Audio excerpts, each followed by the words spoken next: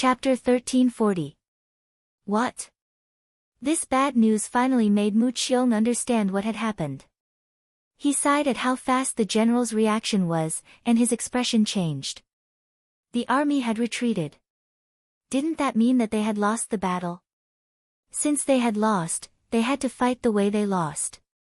Thinking of this, he immediately said, "Even so, we can't just sit here and wait for death. All troops retreat and find a safe place to wait for the general to wake up." Retreat. Without Fang Dingshan and Luo Baikuan, Mu Qiong's orders were naturally the most important. Under the command of this general who had long wanted to retreat, the army could finally retreat openly. The Baiming Liaodong cavalry who had received the military order and were prepared to risk their lives to charge finally heaved a sigh of relief. Then, none of them charged up the mountain. They turned around and fled in all directions without any pattern. On the peak of Qing Mountain, the exhausted black cavalry was still waiting for the Baiming Liaodong cavalry to charge. But all of a sudden, the battlefield quieted down, which made everyone feel that it was unreal.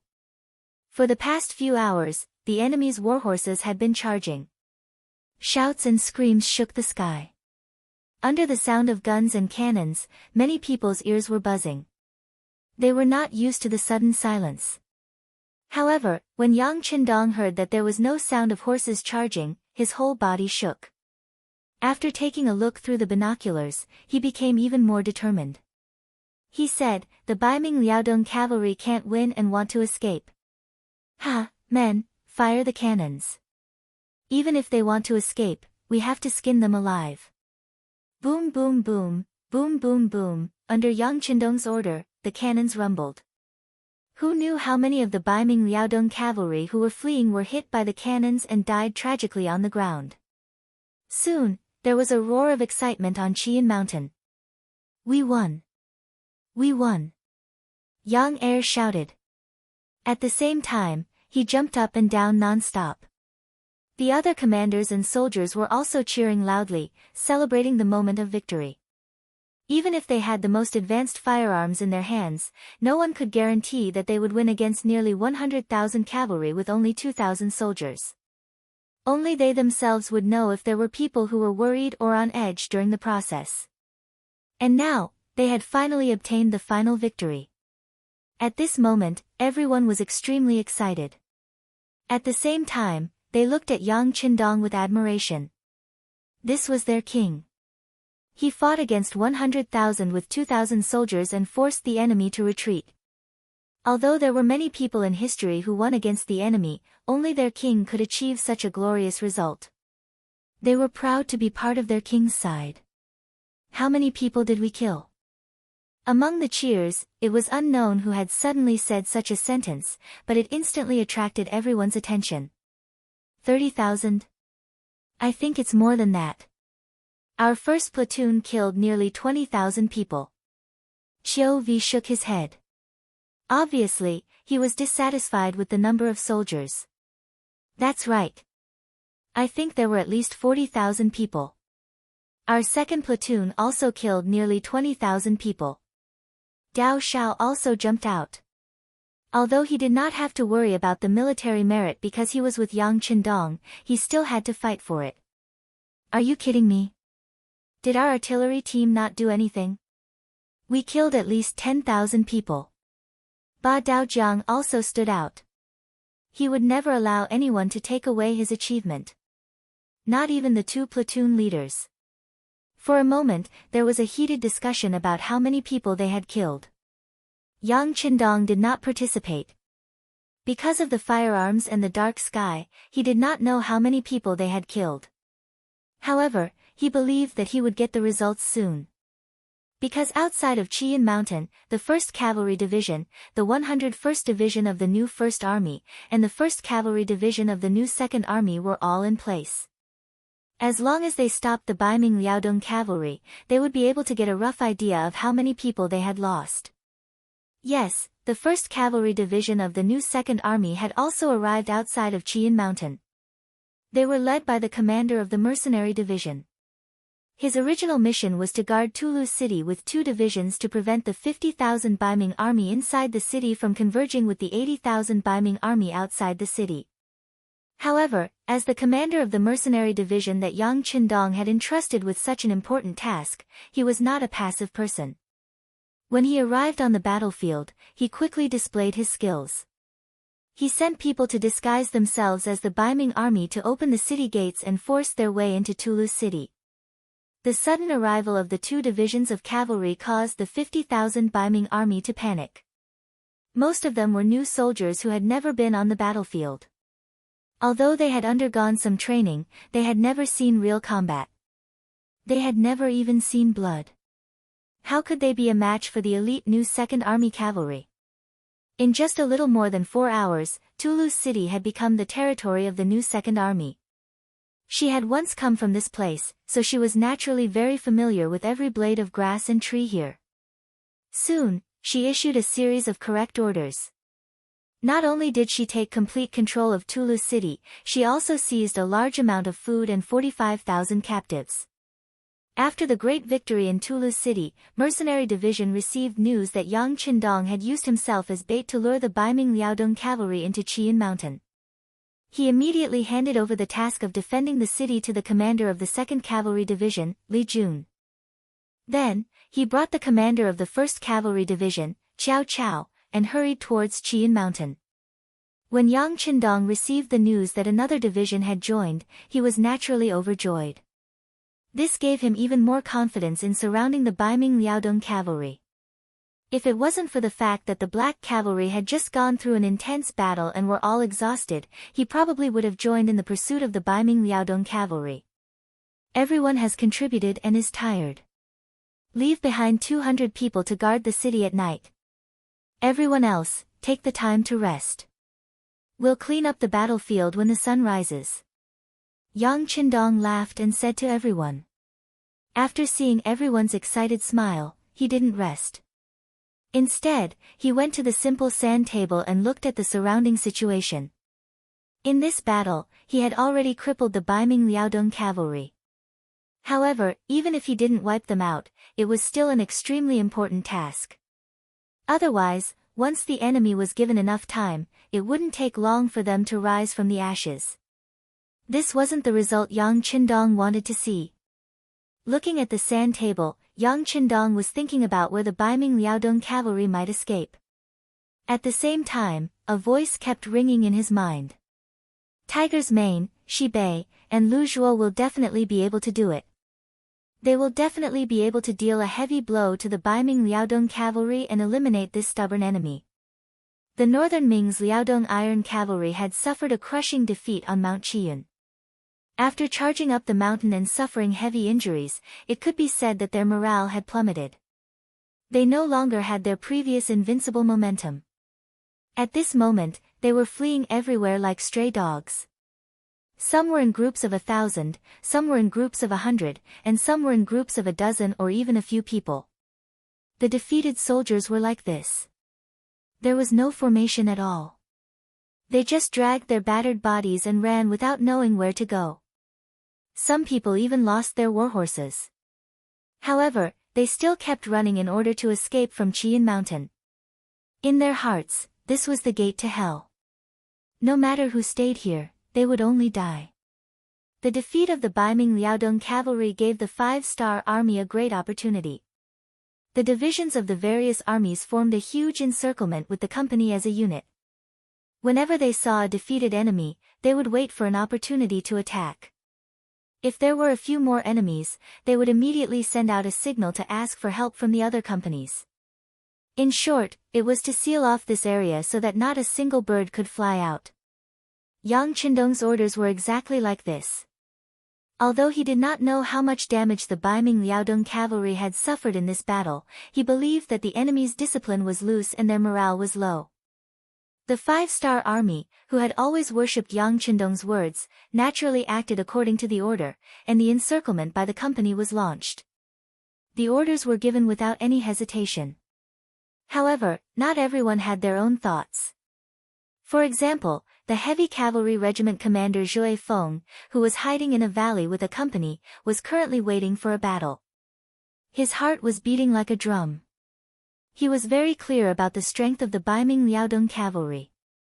Even his heavy cavalry regiment was not a match for them. He also heard that the 6th young master only had 2,000 black cavalry. Could they really face 100,000 Baiming Liaodong cavalry and not be defeated? If this was said by someone else, Zhui Feng would naturally not believe it. He would even accuse the other party of false military intelligence and punish them. However, this came from the 6th young master, so he did not dare to say anything. All this time, no one knew how many miracles Yang Qindong had created. It was to the point that everyone was used to him doing some shocking things and would not suspect anything. Zhui Feng was still thinking about the reliability of this matter. If it was true, how did the 6th young master do it?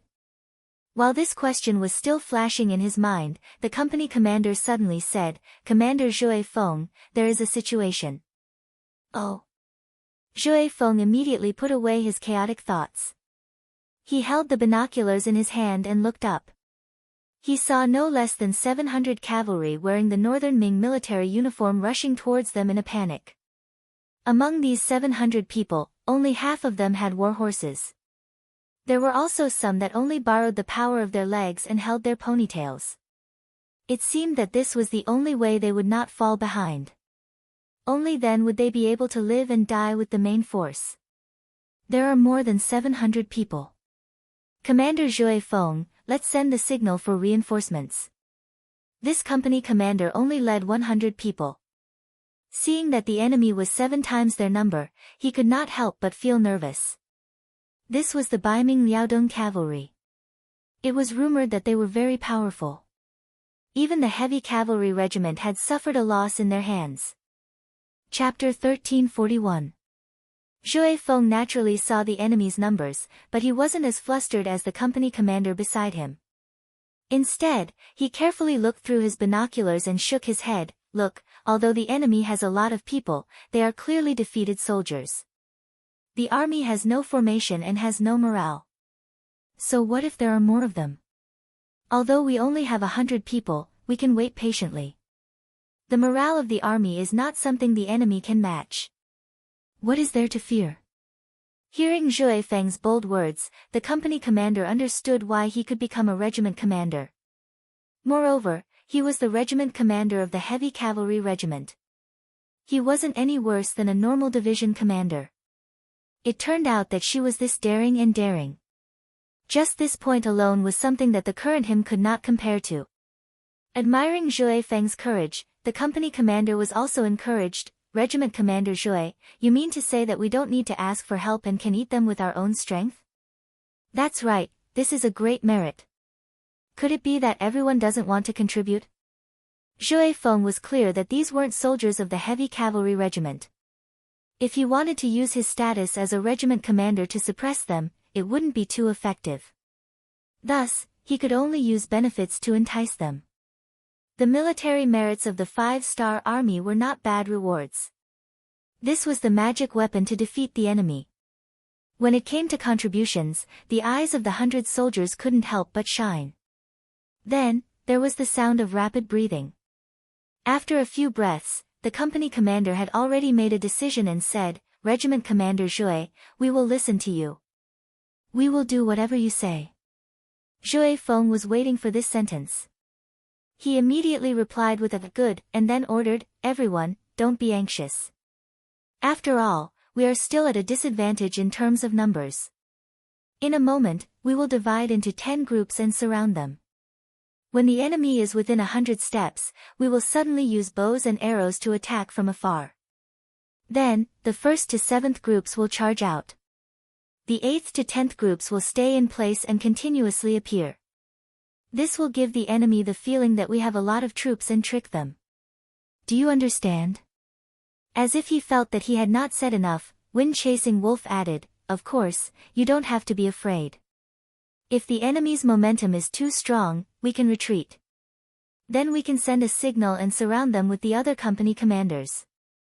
Whether it was advancing or retreating, all of them had already been chosen. The warriors were no longer flustered, and they began to prepare according to the tactics that Windchaser had arranged. After the 100-man team was dispersed, it gave people the impression that their military strength had doubled, and there were hundreds of them.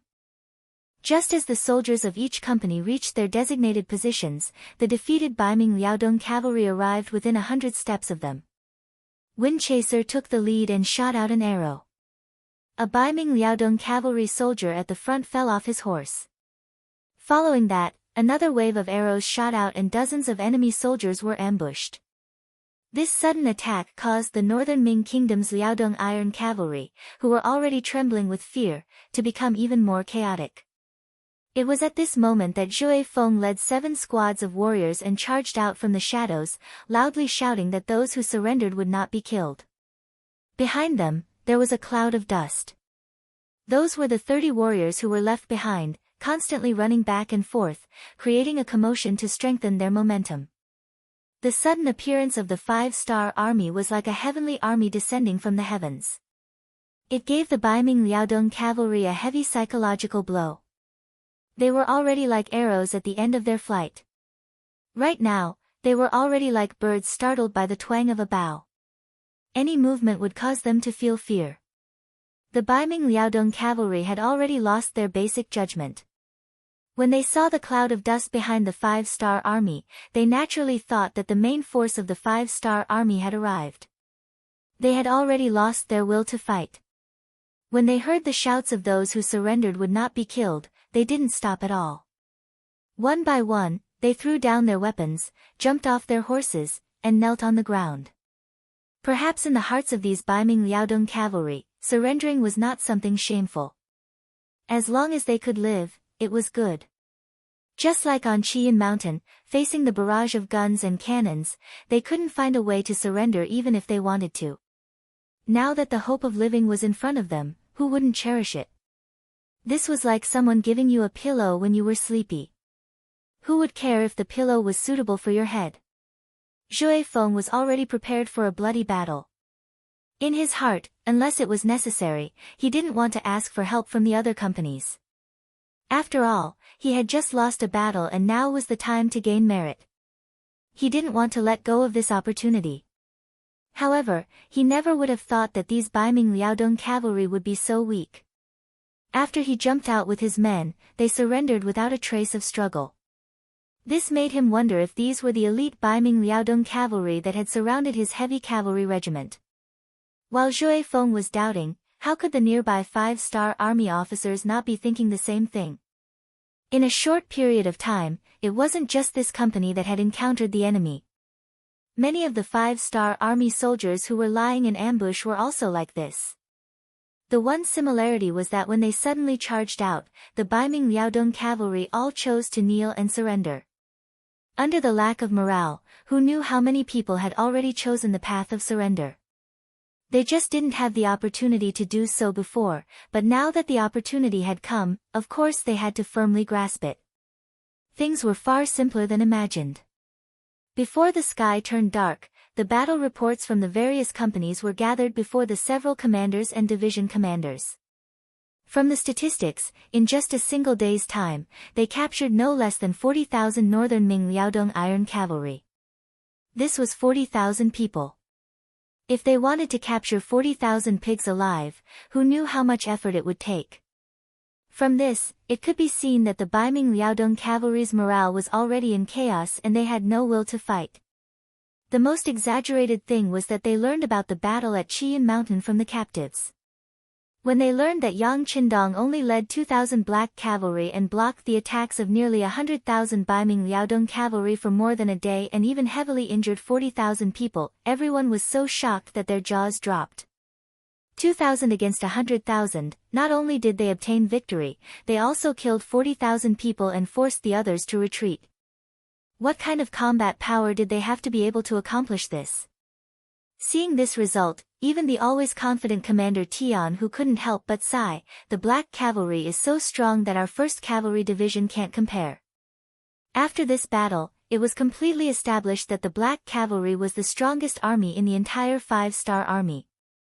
Although many people knew that the reason why they won was because of the great contributions of the guns and cannons, they couldn't help but admit that just the courage of 2,000 against 100,000 was not something an ordinary person could do. In just one day, they had captured 40,000 captives. This gave the 5-star army more confidence. The only fly in the ointment was that they didn't find their commander Fang Dingshan among the captives. According to the captives, their commander was protected by another general, Mu Qiong, and 2,000 people were together. There's no need to say more. From all the facts, Fang Dingshan still hasn't broken out of the encirclement. If I were him, I would definitely choose a place to break out of the encirclement tonight. After Tian Hu heard this, he expressed his thoughts in front of the new 2nd Army's commander Shi Bei and the 101st Army's commander Lu Zhua. This point coincided with Shi Bei and Lu Zhua's thoughts. After the three of them looked at each other, they finally decided that the 1st Cavalry Division would take the initiative to find the enemy. In terms of individual combat power, the 1st Cavalry Division was naturally the strongest existence. Only by taking the initiative could they achieve the goal of finding and eliminating the enemy. Okay, our new 2nd Army will take the initiative to cooperate and shrink the encirclement to prevent the enemy from escaping. Shi Bei was very convinced by the 1st Cavalry Division. He also didn't forget how they had given him war horses when he was in trouble. Shi Bei took the initiative to cooperate. Although Lu Zhua also wanted to lead the troops to gain merit, he also knew that the bigger picture was more important. He immediately made the same promise. Many thanks. Please don't worry, our 1st Cavalry Division won't disappoint you. Tian Hu took the initiative to salute Shi Bei and Lu Zhua, then strode out of the tent. Not long after, the 1st Cavalry Division's camp was bustling with activity.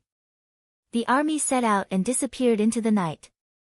50 miles away from the encirclement of the 5-star army, in a valley called Luo Shan Hill, Fang Dingshan, who had already woken up, was looking up at the sky with a worried expression.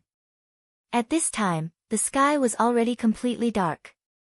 There were already many stars in the sky. He still remembered that at this time 2 days ago, he had close to 100,000 soldiers and was surrounded by Bugnam of Gojoseon's 2,000 cavalry. Who would have thought that in such a short period of time, the situation would become completely different? 100,000 elite cavalry had been defeated. Now, he only had 2,000 men by his side. Moreover, he had already lost his provisions. More importantly, he had lost his morale. How could he win a battle with such an army? Even if he could escape this time, even if the Daizong Emperor spared him, it would be difficult for him to do anything. He had lost his job, lost his army, and wasted countless Baiming's money. How could he still have the face to live in this world? Rather than go back and be looked down upon, or even be impeached by others, it would be better to die on the battlefield.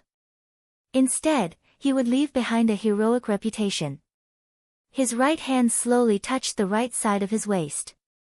However, when he touched it, he discovered that the scabbard was still there, but the blade was nowhere to be seen. At this time, he remembered that when he was unconscious, he felt the weight on his waist loosen. Now that he thought about it, his weapon should have been taken away at that time. Needless to say, this matter was definitely done by Mu Qiong. He probably already knew that he would do something, but what could he say when the other party did it for his own good? AI. With a sigh, Fang Dingshan's eyes lost all color. He was like a walking corpse. At this time, he had no hope for the future. Chapter 1342.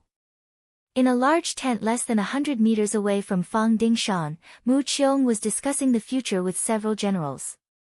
The army had been defeated, and it was not something that could be salvaged by saying anything. The most important thing right now was how to escape from this place.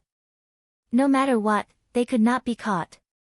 The scouts have already reported that the soldiers who tried to break out during the day have all been captured. From this, it can be seen that the 5-star army has already set up an inescapable net. Even a bird would find it hard to fly out.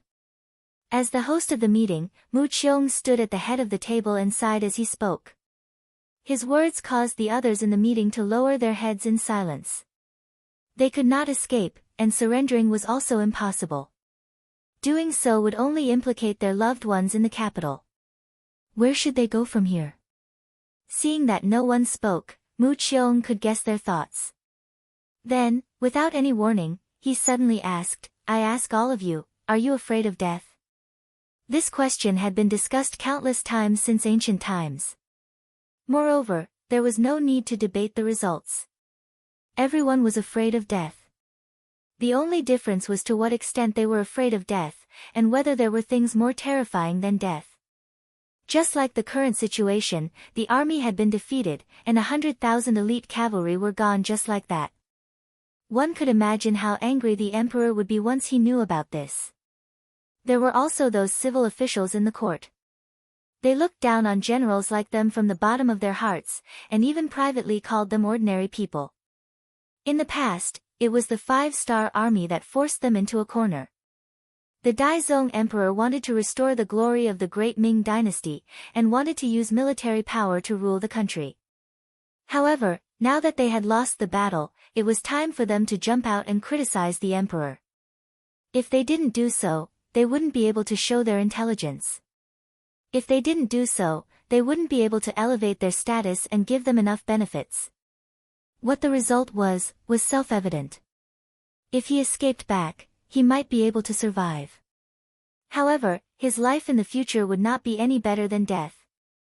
Since being alive was no better than being dead, he might as well die. Of course, the prerequisite was that their deaths had to be worth something. No one answered immediately. Instead, everyone raised their heads to look at Mu Qiong, as if they wanted to ask something. He did not answer immediately, which gave Mu Qiong some confidence. He knew that he could finally speak his mind now. He cleared his throat and continued, if everyone is afraid of death, then there's nothing to say. Whether you're willing to surrender or break out of the encirclement, this general will not stop you. However, if you are not afraid of death and are unwilling to give up, and still want to fight, this general also has a plan that can work. That is, we will fight our way back to Qing Mountain.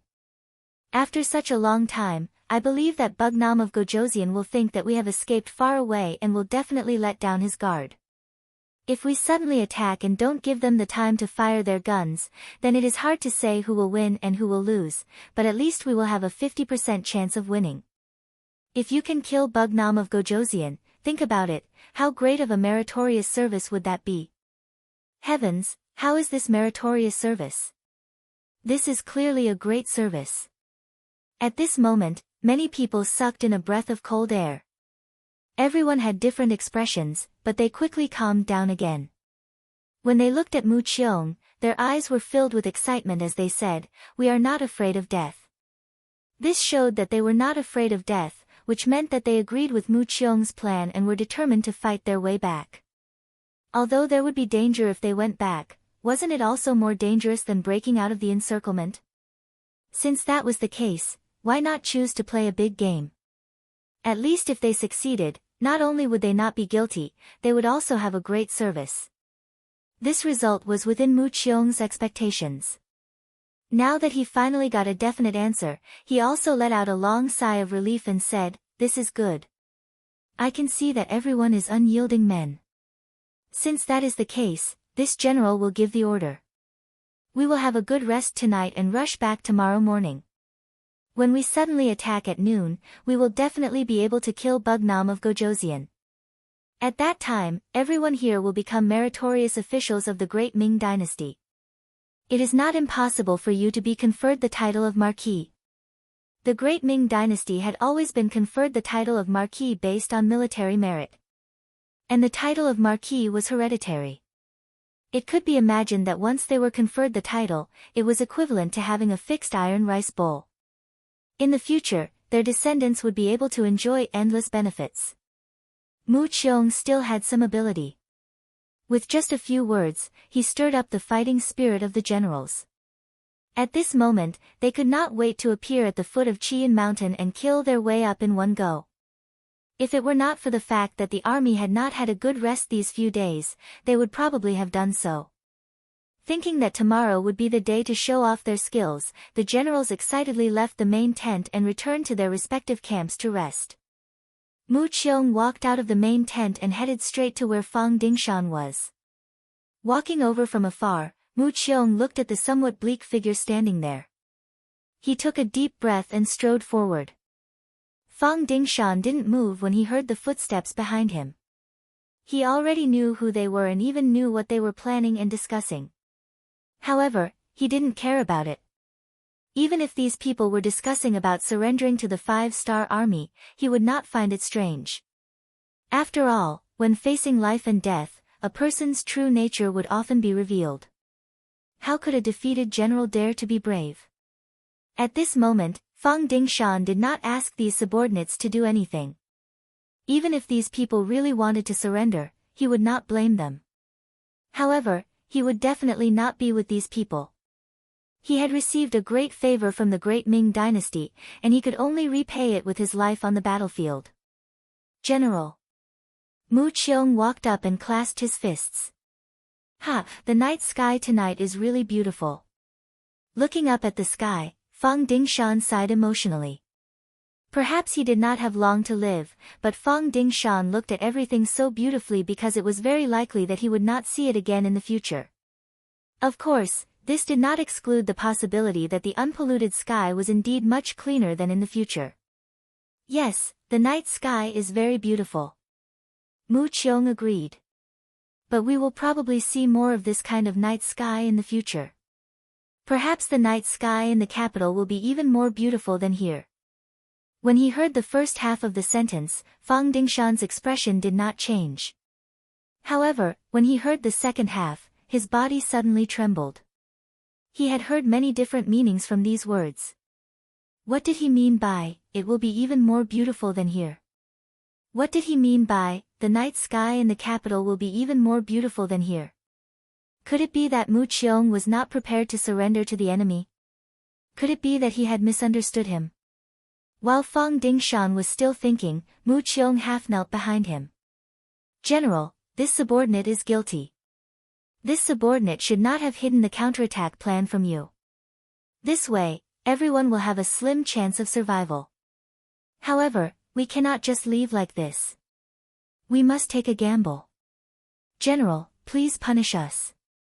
Mu Qiong had to apologize. Although there were only 2,000 cavalry in the camp, Fang Dingshan was still the great general. Logically speaking, this kind of plan should not have been hidden from him. However, he was worried that his idea would not be approved. In addition, Fang Dingshan seemed to have lost his morale, so he had no choice but to go around him. Now that the plan had been decided, he naturally had to tell the truth. Fang Dingshan had already accepted his fate. He had already prepared himself to borrow a knife and commit suicide the moment Mu Qiong spoke of surrendering. He was sure that the other party would agree to this request. However, he did not expect that they would actually want to counterattack. For a moment, his expression changed continuously. He actually did not react in time. Seeing that Fang Dingshan did not speak, Mu Qiong thought that the other party did not agree. He thought to himself, then continued, General, our army has been defeated. The emperor will definitely be furious. Since that is the case, why don't we take a gamble? Once we take Bugnam of Gojoseon's head, it will be a great merit. The sacrifice of our 100,000 cavalry will be worth it. General, please grant our wish. I'll grant your wish. At this moment, Fang Dingshan really wanted to shout loudly. However, because he was too emotional, he could not say anything. Fang Dingshan still did not speak. Mu Qiong was somewhat disappointed. He even looked down on Fang Dingshan a little. Civil officials would advise to the death, while military officials would fight to the death. This seemed to be a matter of course. As a great general, he had to be prepared to die on the battlefield at any time. How could he be afraid? Mu Qiong sighed in his heart. When they were discussing the military plan, he did not call Fang Dingshan. Now that the situation had changed, there was no need to care about Fang Dingshan's attitude. In any case, he was going to give it his all. Seeing that he did not receive a response, he simply turned and left. Instead of explaining, he might as well take the opportunity to sleep a little more. That way, he would have a better mind for the battle tomorrow. Fang Dingshan finally recovered. When he found out that his general was not going to surrender, but was going to fight to the death, he was extremely happy. Now, he only wanted to get on the horse and fight with everyone. Speaking of which, his martial arts were not bad. However, when he wanted to look for Mu Qiong, he found that he was no longer there. After asking the bodyguard standing not far away, he found out that Mu Qiong had returned to his tent to sleep. Forget it, let him rest for a night. This general will explain to him tomorrow morning. I also want to have a good sleep. Fang Dingshan was in a good mood. He was very much in favor of the military plan to counterattack and rush back to Qing Mountain. This was the only way he could fight with his life. The knot in his heart was untied. When Fang Dingshan entered the tent, he was still a little excited. Most of the night passed. When it was almost dawn, he fell asleep in a daze.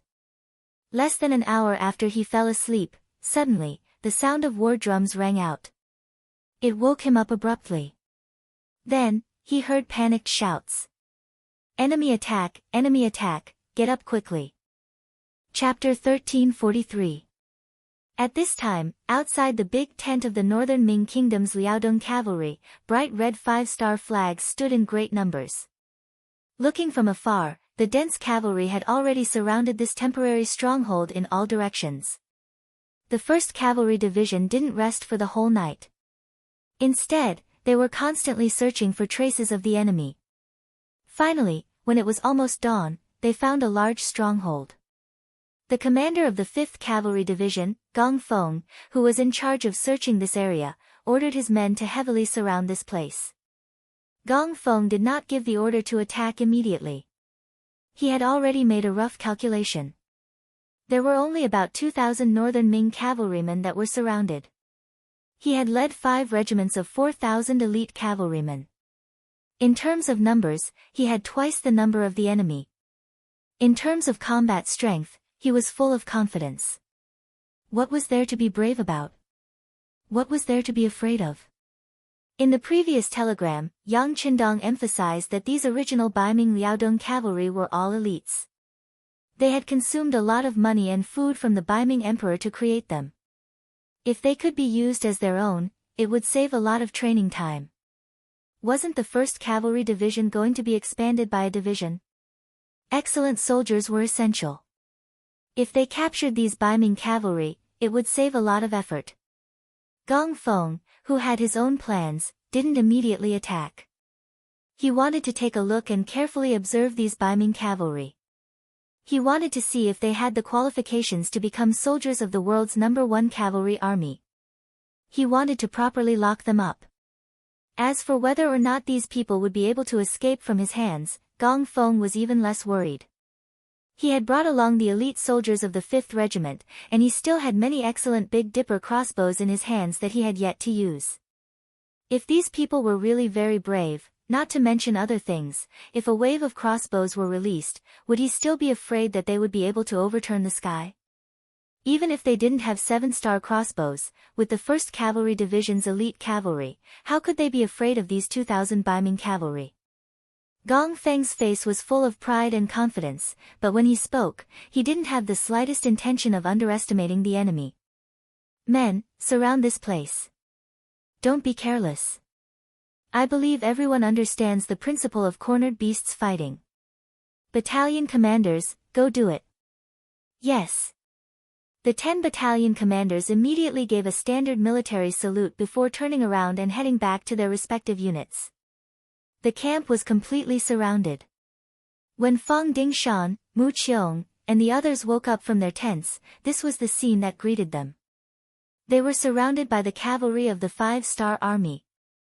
Not far away, there was a large flag that was fluttering in the wind. The words 1st Cavalry Division of the World were written on it. Their expressions became somewhat unsightly.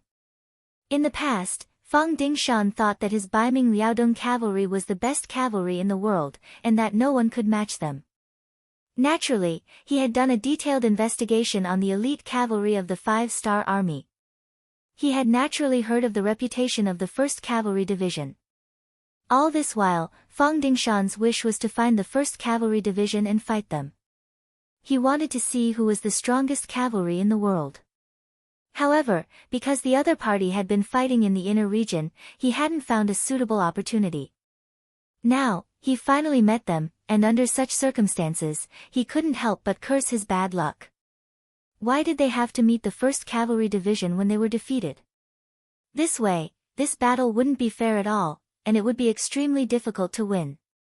Especially when he saw that the other party's troops were in formation and had already surrounded them, Fang Dingshan had a bad feeling. In comparison, Mu Qiong didn't think too much. Perhaps this was the difference between a general and a deputy general. He didn't have the ability to see through the entire battle. He was only thinking about how to get out of here, because if they couldn't get out, they wouldn't be able to launch a surprise attack on Qing Mountain, and they wouldn't be able to make a last stand. Men, charge out. If we're lucky enough to get out, we'll gather at the foot of Qing Mountain. Mu Qiong was afraid that if this dragged on, their forces would fall to a freezing point, so he quickly gave the order to charge. As soon as he gave the order, the other Baiming Liaodong cavalry mounted their horses and raised their sabers. They let out a battle cry and charged in all directions without any pattern. This shocked Fang Dingshan. He didn't have enough troops to begin with, and now that they were charging in such a disorderly manner, how could they possibly win the battle? He couldn't help but cry out in alarm. Don't charge. Everyone, retreat.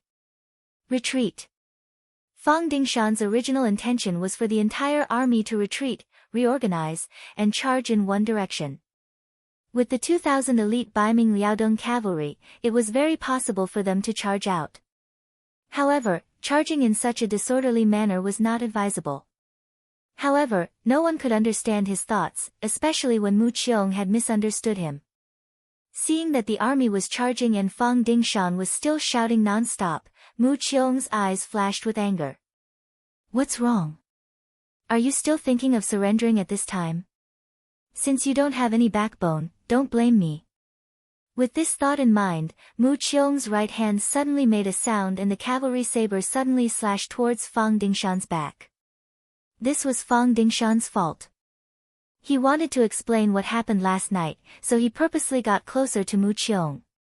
However, because he was too close, he didn't even have time to react when Mu Qiong suddenly attacked. His entire back was hit, and the intense pain caused him to lose all his strength. He couldn't stop himself from falling off his horse. This sudden scene shocked all of the Baiming Liaodong cavalry. They didn't think that there would be internal strife before the battle even began. However, Mu Qiong's reaction wasn't slow either. He shouted, Fang Dingshan wants to surrender to the 5-star army. My soldiers and I are loyal soldiers. How can we allow such a thing to happen? From now on, if anyone dares to talk about surrendering, they will be like this person. Come, charge out. Fang Dingshan's martial arts were quite good. He was able to become the Imperial Guard commander of the substitute emperor. He had good martial arts. In the past few years, he had trained his horse skills quite a bit. His strength had increased by a lot. If they were face to face, Mu Qiong probably wouldn't be able to last more than 3 rounds.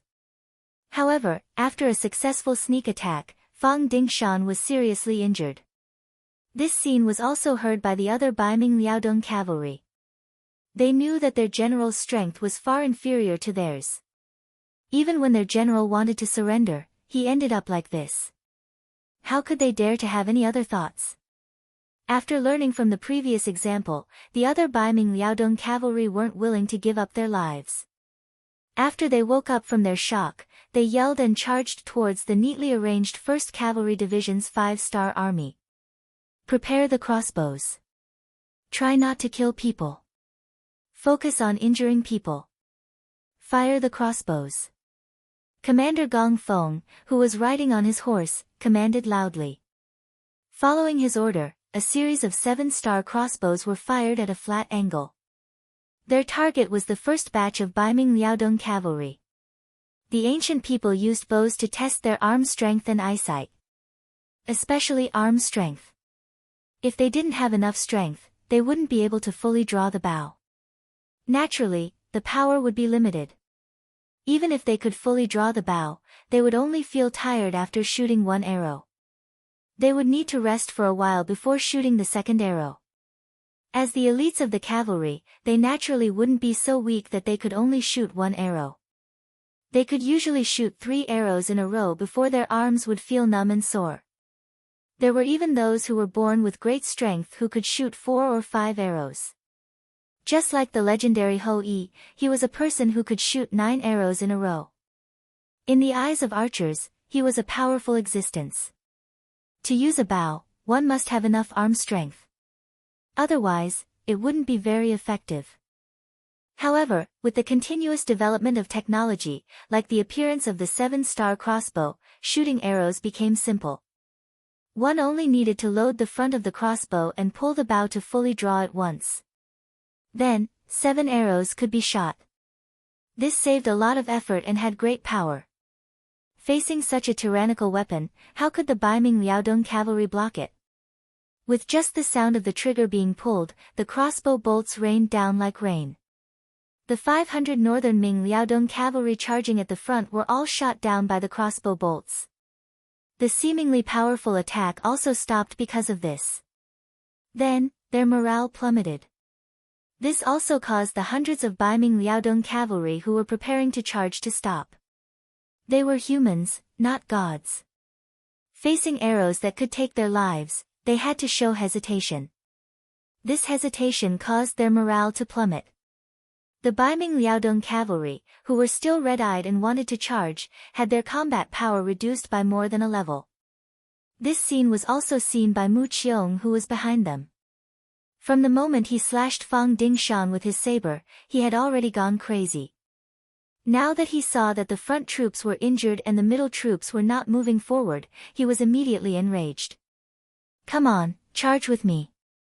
Mu Qiong was afraid that their morale would drop and they would lose the opportunity to charge out of the encirclement. He was prepared to charge himself and set an example. "Come!" Gong Feng also let out a loud cry. When he saw another armored general charge out from the enemy camp with less than 200 men beside him, he also laughed out loud and leaped forward. As Gong Feng rushed out, a battalion of 400 cavalrymen followed behind him. Their duty was to protect the safety of their commander. Gong Fengchong had his reasons. Just like how the northern Ming Liaodong cavalry always wanted to have a direct PK with the world's first cavalry division, how could they not have this idea? Now that the opportunity had finally appeared, Gong Feng immediately seized it and leapt out. One side had 400 people, while the other side had 200. Although there was a difference in numbers, it wasn't too big. If the Baiming Liaodong cavalry were really elite, they could make up for this difference. Just like how the 1st Cavalry Division dared to attack thousands of enemy cavalry with only a few hundred people. Chapter 1344. Both sides had a total of more than 600 people, and they quickly approached each other under the urging of their warhorses. It was a battle of life and death, which attracted everyone's attention. It could be imagined that if Mu Qiong won, the Baiming Liaodong cavalry's morale would be greatly boosted, and they would be able to unleash 100% of their strength and break out of the encirclement. On the other hand, if Gong Fengxing won, the rest of the northern Ming dynasty's Liaodong cavalry would probably all surrender. This would save them from a battle of weapons and blood. Both sides had their own goals, and they quickly approached each other before clashing. Mu Qiong, who was the first to charge, chose Gong Feng as his target. He had already noticed that this person was different from ordinary people, and he was wearing a flashy black battle robe. Based on his experience, he should be the commanding general of the 1st Cavalry Division, and if he could take down this person, it would definitely be a heavy blow to the 5-star army's morale, and it would be much easier to win. Gong Feng also targeted Mu Qiong, although he didn't know who this person was and didn't know his true identity. But judging from the armor he was wearing, his position shouldn't be too low. Only by severely injuring such a person would he be able to give the Baiming Liaodong cavalry enough respect and threat, which was what he wanted. Both of them had the same goal, and this caused the moment they met each other, the collision of their sabers caused a heart-trembling sound. Dang dang dang, in just one exchange, both of them slashed out 3 times, and then their bodies shook, and their horses moved to the side. The outcome of the first round was actually a draw. This was out of everyone's expectations. The difference was that Mu Qiong revealed a shocked expression. He was a famous general among the 100,000 Baiming Liaodong cavalry. Other than General Fang Dingshan and Deputy General Luo Baikuan, he didn't put anyone else in his eyes when it came to fighting. It was the same when he faced Gong Feng. In his opinion, with his strength, it wasn't impossible to take down this person in one round. But who would have thought that he wouldn't be able to do anything? Gong Feng's ability was out of Mu Qiong's expectations, and his original confidence began to fade rapidly. He began to suspect that he couldn't break out of the encirclement and leave this place. In comparison, Gong Feng's eyes were filled with fighting spirit. Yang Qindong had said more than once that there was always someone better out there. There was no such thing as the strongest. In the past, Gong Feng didn't really approve of them, especially when their opponents were Baiming cavalry. He didn't even put them in his eyes. How could these people, whose legs turned to jelly the moment they saw the Mongolian cavalry, be a match for him? And just now, after the exchange with Mu Qiong, he realized that there were also powerful people in the Baiming army. This reignited his fighting spirit. While he stopped looking down on his opponent, his left hand unconsciously reached for his waist. There was a saber there. It was the dual saber technique that everyone in the 1st Cavalry Division had to learn. It could be used to win and save lives at critical moments. The two of them rode back. Regardless of whether they were willing or not, another clash had begun. As the warhorses of both sides continued to accelerate, the distance between them grew closer and closer. Soon after, the sound of collisions could be heard again. In a short period of time, Mu Qiong had continuously slashed out 3 times with his saber. The first 2 of the 3 slashes were still a clash. Their strengths were equally matched. But when it came to the 3rd slash, Gong Feng seemed to have no strength to attack. He changed from slashing to blocking. Gong Feng seemed to be exhausted. When Mu Qiong saw this, he was naturally overjoyed. He originally thought that his opponent was a fierce man. If that was the case, it would be difficult for him to win. If he wasn't careful, he might even lose his life here. But this 3rd slash had reignited his hope. He used all his strength and slashed out a 4th time when the 2 horses were about to cross paths. He wanted to see how he would block the 4th slash if he already had to block the 3rd slash. Mu Qiong had a confident smile on his face, as if victory was already in sight. But this smile quickly froze on his face. Because when he slashed out for the 4th time, he suddenly felt a pain in his back. Because of this, more than half of the strength in his body dissipated. The saber that he forcefully slashed out only hit the edge of Gong Feng's saber before it bounced back. This was all thanks to the fact that the 2 horses had already separated. Otherwise, if Gong Feng counterattacked while he was injured, Mu Qiong wouldn't have been able to escape even if he wanted to. The 2 horses separated for the 2nd time. The distance between them increased. When they reached a certain point, Gong Feng turned his horse around. At this moment, his eyes were glowing. Just now, he had drawn his other saber and attacked Mu Qiong with his left saber. This also meant that his next opponent was only a disabled person. Naturally, he was full of confidence. He wanted to see how his opponent would fare in the next clash. Gong Feng was in high spirits. He was ready for the next clash. Mu Qiong's expression was much worse.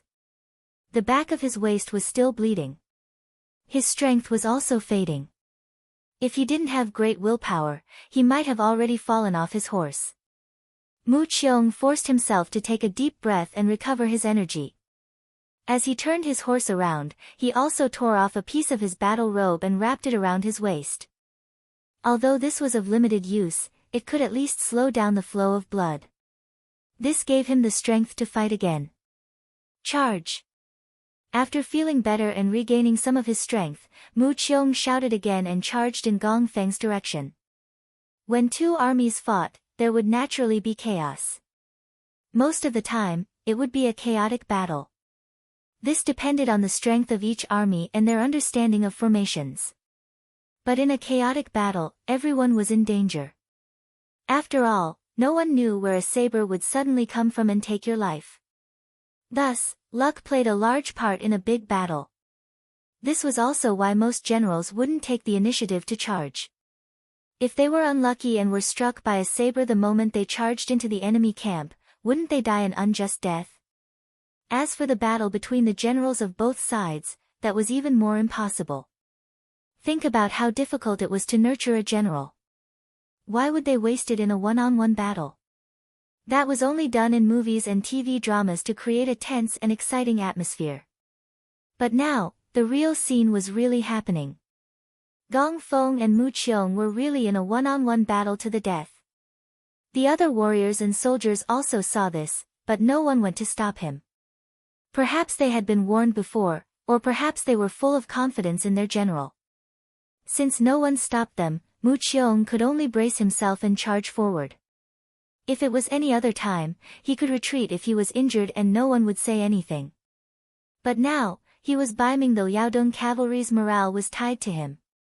If he was defeated and retreated, the result could be imagined. There would be no chance for a comeback. In order to survive, in order to appear at the foot of Qian Mountain and deal a fatal blow to Yang Chendong, Mu Qiong was going all out. Ayaya! He shouted loudly as if he wanted to convey all his strength through his mouth.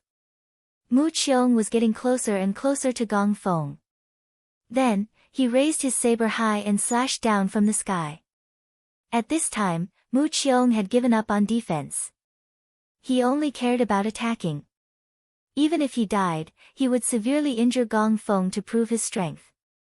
Gong Feng was not frightened by the other party's shouting. On the contrary, he stopped his warhorse. He did not want to give the other party a chance to turn back. The other party was already injured. Next, it was time for him to expand his victory. Relying on the horse's momentum and speed, Mu Qiong-yuan's saber strike was not weak. With just one strike, he was able to bend Gong Feng's body, who had raised his saber to block. Mu Qiong's face flashed with a full smile. He was confident that he now had the upper hand.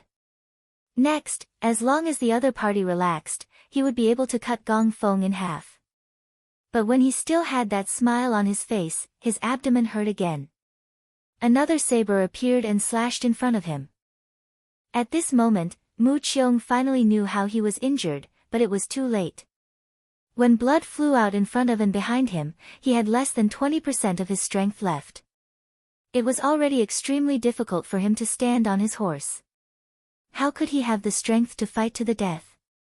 Due to the excessive blood loss, Mu Qiong's body became weak and his vision became blurry. Mu Qiong could vaguely see a blade coming towards the door. He instinctively wanted to dodge, but his reaction was already very slow. Just as he moved his head slightly, the blade had already landed on his neck. His aorta was cut open and blood spurted out. With a plop, Mu Qiong, who had no strength left, fell off his horse. He fell to the ground and twitched for a moment before he stopped breathing. Mu Qiong was dead. He died under Gong Feng's two sabers. And the moment he fell to the ground, Gong Feng had already bent over and stood up. His head was still covered in blood in his hand. A loud shout immediately rang out on the battlefield. The enemy general is dead. Do you still want to continue struggling? Surrender and you will be spared. Surrender and you'll be spared. The 4,000 brave soldiers of the 1st Cavalry Division also shouted in unison. The 4,000 people shouted in unison, giving one a feeling of covering the sun. In that instant, some of the more cowardly Baiming Liaodong cavalry already couldn't help but throw away the sabers in their hands. Their faces were filled with horror. On the battlefield, there weren't many left of the 200 cavalry Mu Qiong brought. They didn't have enough troops to begin with, and their morale was low. How could they be a match for the 5-star army's cavalry? Not to mention, after a series of fierce battles, many Baiming Liaodong cavalry's sabers were already broken in half. They couldn't pose any threat or harm to the enemy at all. How could they possibly win without even having weapons? This was where the 5-star army's strength lay. This was especially true for an elite cavalry troop like the 1st Cavalry Division. The sabers in their hands were all forged in the Crimson City's arsenal. Be it in terms of sharpness or toughness, they were far superior to other swords. Chapter 1345. Perhaps nothing could be seen at the beginning of the collision, but after a long time, it was very common for weapons to break.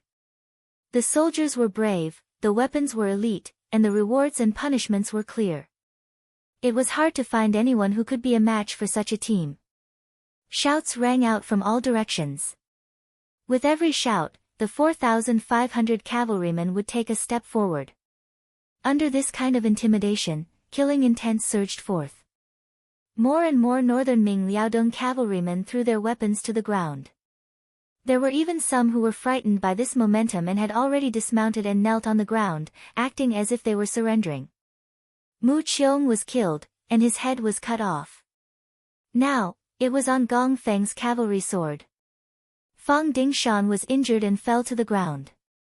He could no longer ride or command the army. Without their commander, the northern Ming Liaodong cavalry finally saw the situation clearly. They knew that they had lost the upper hand. Immediately, more and more of them threw down their weapons and surrendered. Of the 2,000 cavalry, 600 were killed or injured. The rest surrendered. After surrendering, Gong Feng knew what kind of big fish he had encountered this time. He had killed the 3rd fierce general of the Baiming Liaodong cavalry, Mu Qiong, and captured the Baiming general Fang Dingshan. This was definitely a great achievement. Laughing heartily, Gong Feng immediately ordered the scouts to spread the news in all directions. After that, he brought the 5 regiments of warriors and personally escorted the 1,600 northern Ming cavalrymen to the main camp.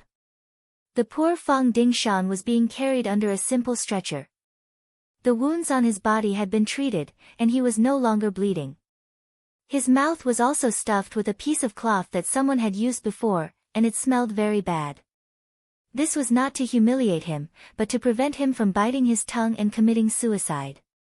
On Qing Mountain, Yang Qindong and 2,000 Black Knight Dragon Guards had already finished cleaning up the battlefield. An incomparably huge dying monastery and more than 10 smaller dying monasteries had already been built. There were simply too many severed heads. It was impossible to put them all together, so they could only be divided into a dozen or so. However, it was precisely because of this that it gave off a very frightening feeling from afar. It was as if there were countless severed heads. When Division Commander Tian, who brought the 1st Star Army to the foot of Qin Mountain, he saw this scene. At this moment, even Division Commander Tian, who had killed countless people and never feared any enemy, had a shocked expression. He could no longer count the number of heads in front of him. Were these all killed by the Black Cavalry? They only had 2,000 people. How did they do it? Even if they used firearms, it was 2,000 against 100,000. If they were careless and the enemy cavalry charged up the mountain, the consequences would be very serious. Although he had always been modest on the surface, Tian, who was very prideful deep down. He believed that no one in the 5-star army was a match for them in terms of cold weapons. Even the Black Cavalry by his teacher's side was only on par with them. But now, this thought had to change. The Black Cavalry was the Black Cavalry. It was not something that the 1st Cavalry Division could compare to. In just this battle alone, they had killed tens of thousands of enemies. Their opponent was the Baiming Liaodong cavalry. They were the most elite existence in the Baiming army, and could be compared to the imperial army in the capital. This was because the Black Cavalry's main mission was to protect Yang Qindong and did not have many opportunities to kill enemies. If they were like the 1st Cavalry Division and participated in every battle, their achievements would be much greater than his. Tian, who had a frightened expression, but he did not think that it was precisely because the Baiming Liaodong cavalry that they had strict military discipline that they left tens of thousands of corpses here. If it was any other Baiming army, most of the people would have run away as soon as the guns were fired.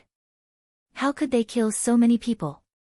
On the mountain, Yang Qindong had already seen Tian Hu's army appear. At this point, he could finally breathe a sigh of relief. Yang Qindong was a little nervous. This was not because he was afraid that the enemy would return. With the firearms and ammunition prepared on the mountain, it would not be a problem if 100,000 enemies came. He was nervous because he did not want to kill more Han soldiers. Before, he had no choice. It was either you die or I die. Of course, he had to protect himself. Now that Tian Hu had appeared here with his army, it was enough to prove that the situation was settled. At least he did not have to kill Han soldiers. This was enough to let him breathe a sigh of relief. After Tian Hu arrived and saw Yang Qindong on the mountain, his expression became more respectful and he greeted his teacher. Yang Qindong could guess that Tian Hu must have been shaken by the news. This was also good. He could remind him from time to time so that he would not become arrogant. Therefore, in the following time, he did not introduce too much about the Battle of Qing Mountain. Instead, he lightly skimmed over it. He only said that the Black Cavalry risked their lives and Baiming Liaodong Cavalry could not withstand a single blow. However, these words, in Tian Hu's ears, made him even more frightened. The Baiming Liaodong Cavalry was the elite Baiming army. How could they not withstand a single blow? Didn't this show the strength of his teacher and the Black Cavalry under his feet? The battle on the mountain was skimmed over. Yang Qindong mainly asked about the situation below the mountain. After learning that nearly 50,000 Baiming Liaodong cavalry had been captured, he nodded his head in satisfaction. Good, this battle was well fought. Weren't you worried about the lack of soldiers when you expanded the army? Now that you have tens of thousands of people, the problem can be solved. Yes, student, thanks teacher. Tian Hu's face was filled with joy after hearing this. He believed that after the 1st Cavalry Division was expanded, its combat strength would definitely increase by a large level. The victory of the Battle of Qing Mountain meant that Baiming's military forces would completely withdraw from the grasslands. Moreover, for a certain period of time, they would not have the opportunity and ability to provoke the 5-star army. With the defeat of the 100,000 Baiming Liaodong cavalry, the 100,000 infantrymen led by Gao Yu in front of the beginning city became turtles in a jar. The Baiming Liaodong cavalry was defeated and captured. The 70,000 reinforcements sent by Toulouse city were cut off and surrounded. The Toulouse city's defenders retreated. Only 10,000 of the 50,000 soldiers escaped. Nearly 40,000 soldiers were captured, and a large amount of provisions and military supplies were seized. This battle could be said to be a crushing defeat for the Baiming army. At this time, Gao Yu did not know about this. He was still anxiously waiting for the reinforcements to appear. With a heart full of fighting spirit, when Gao Yu led the army out of Toulouse city, everything was so smooth. Taking down Saihan Mountain and attacking the outer city of the beginning city gave him the feeling that the 5-star army was just so. As long as he attacked with all his strength, he could achieve great success. At that time, it would not be difficult for him to be conferred the title of Marquis. At that time, he was full of confidence and seemed to have endless strength in everything he did. But then there was a sudden change in the battle. The 5-star army suddenly launched a counterattack. Like a thunder from the sky, he was completely shocked and stunned. Countless cavalrymen of the 5-star army seemed to have emerged from the ground and surrounded them. Any infantrymen who dared to rush out were either killed or captured.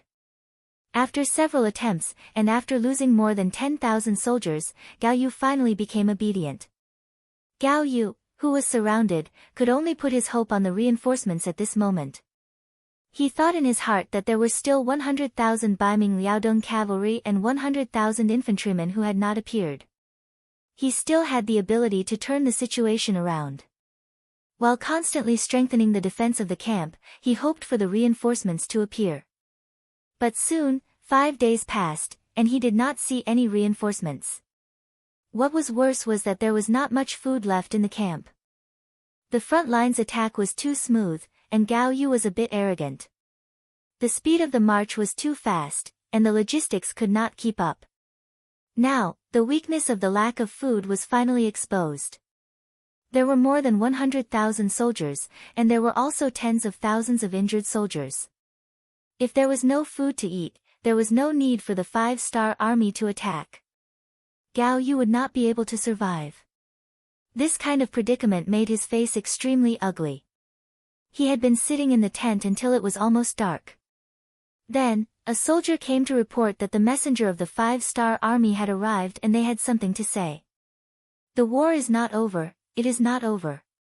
Hearing that the messenger of the 5-star army appeared at this time, Gao Yu angrily shouted.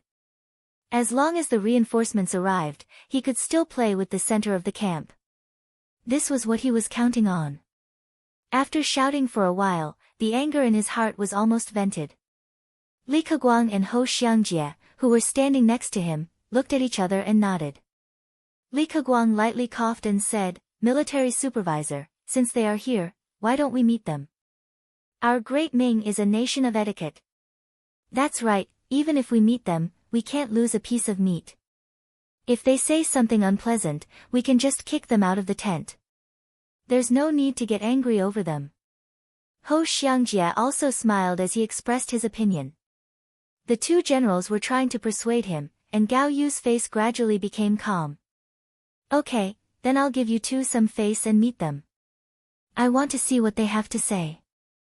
Gao Yu's face was normal, and he couldn't help but straighten his body. At this moment, he still paid attention to his appearance. Perhaps in his heart, he still thought that he represented the Baiming Celestial Empire and that the 5-star army was nothing more than Bugnam of Gojoseon's personal product. How could a king be compared to an emperor? Li Keguang and Ho Xiangjie hurriedly gave a look to the guard who entered the tent to report. The guard immediately nodded and retreated. Not long after, a young man wearing a green military uniform with 2 bars and 4 stars on his chest walked into the tent with his head held high and his chest puffed out. The person who came in was 8 feet tall. As soon as he entered the tent, he was like an iron tower that blocked the light coming in from outside, giving people a very imposing feeling. At this moment, Gao Yu suddenly had a feeling of darkness in front of his eyes, which made him very unhappy. He opened his mouth and said impatiently, "Who is it? What business do you have with this military supervisor?" Chapter 1346.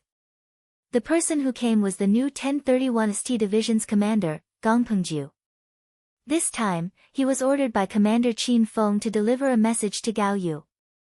Since the other party had already lost contact with the outside world, they needed to explain the situation and shatter the other party's illusions. "Army Supervisor Gao, I am the commander of 1031st Division, Gong Pengju. I am here to deliver a message to Army Supervisor Gao." Gong Pengju's voice was solemn. There was no other expression on his face. There was no so-called arrogance or flattery. Gao Rang was very satisfied with Gong Pengju's attitude. What he was most afraid of was the other party's arrogance. Although he was at a disadvantage now, he still had hundreds of thousands of soldiers in his hands. If the other party's attitude was too arrogant, how could he tolerate it? "Speak." Since the other party's attitude was not bad, Gao Yu was also interested to hear what they had to say. At this time, not only Gao Yu, but even Li Keguang and Ho Xiangjie pricked up their ears. Intuition told them that the messenger of the 5-star army must have something important to say. When a pin drop could be heard in the tent, Gong Pengju's voice was loud and clear. "Army Supervisor Gao, just a day ago, Liaodong's 100,000 cavalry were surrounded and annihilated by Bugnam of Gojoseon. Fang Dingshan was captured, Luo Baikuan, Mu Qiong, and others died in battle. 3 days ago, our 5-star army captured Tulu City.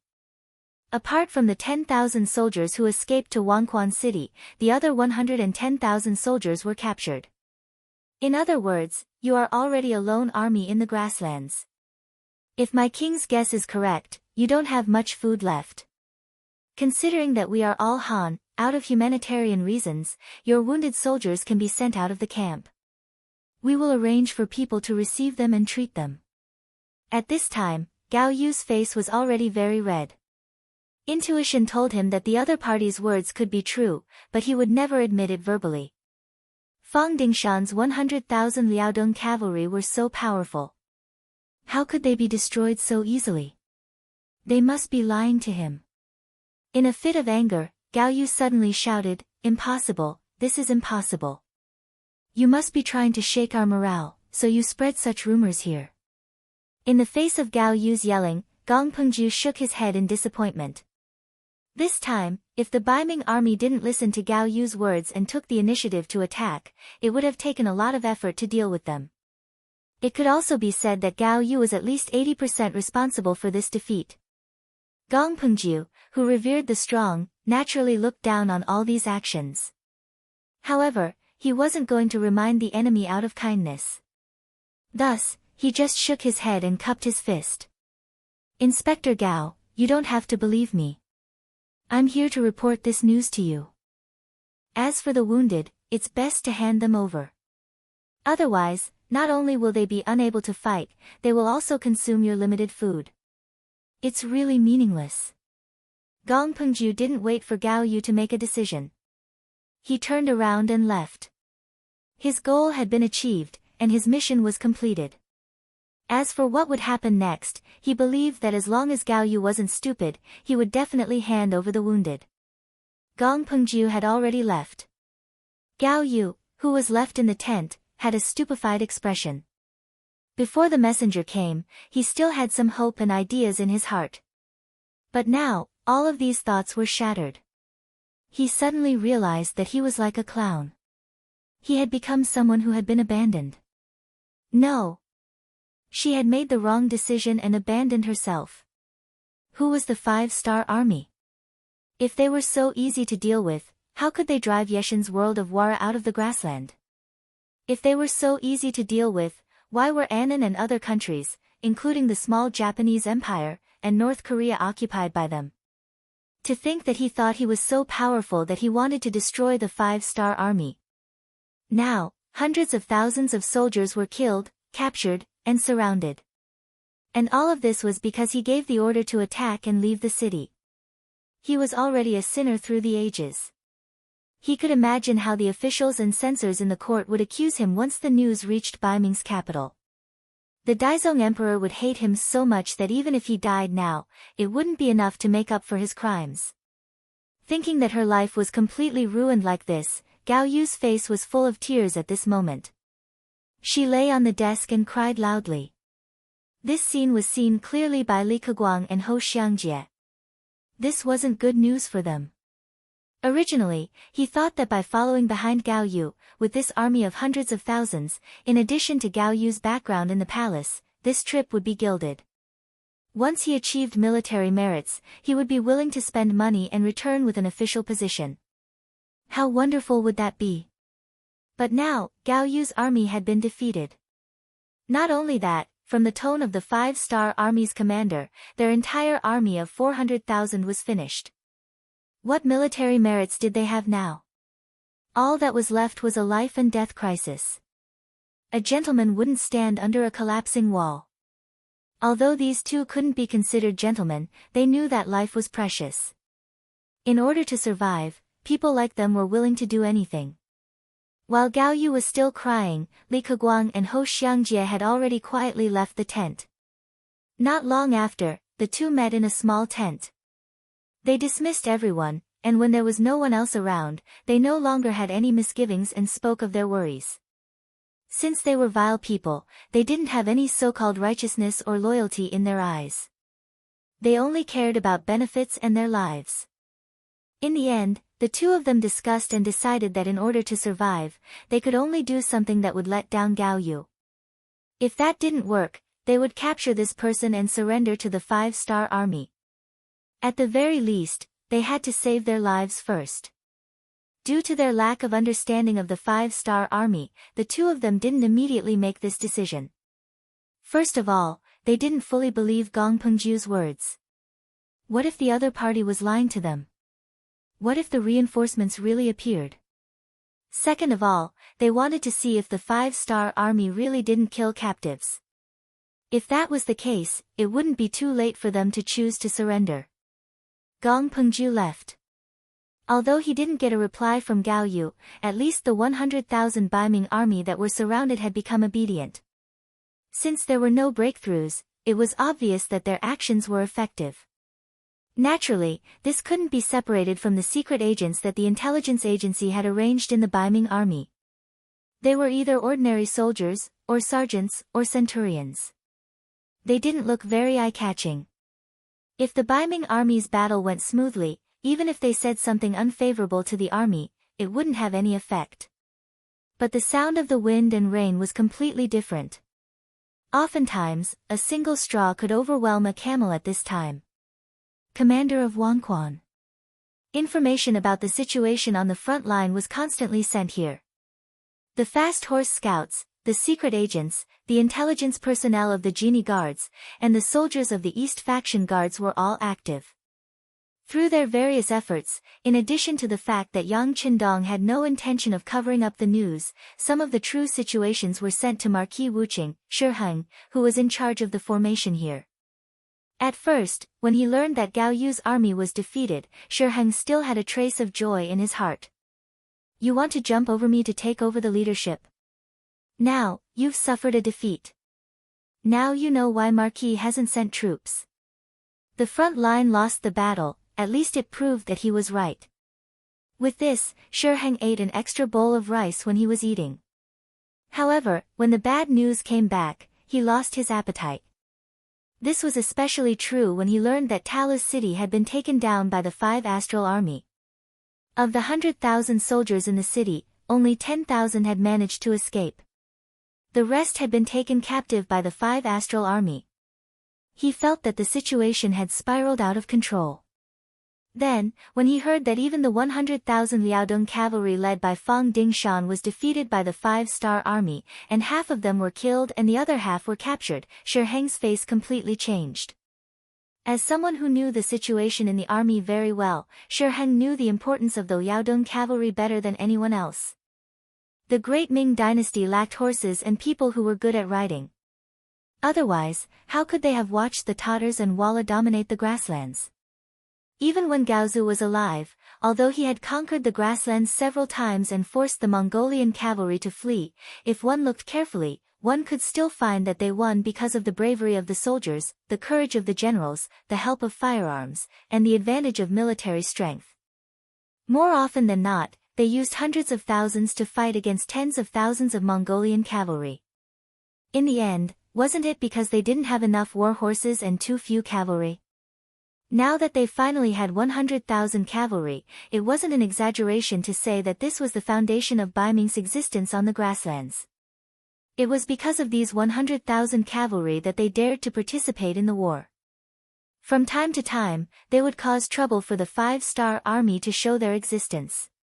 If there was an opportunity, they would even bravely attack and give the 5-star army a head-on blow.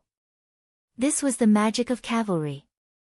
On the vast grasslands, they could come and go without a trace.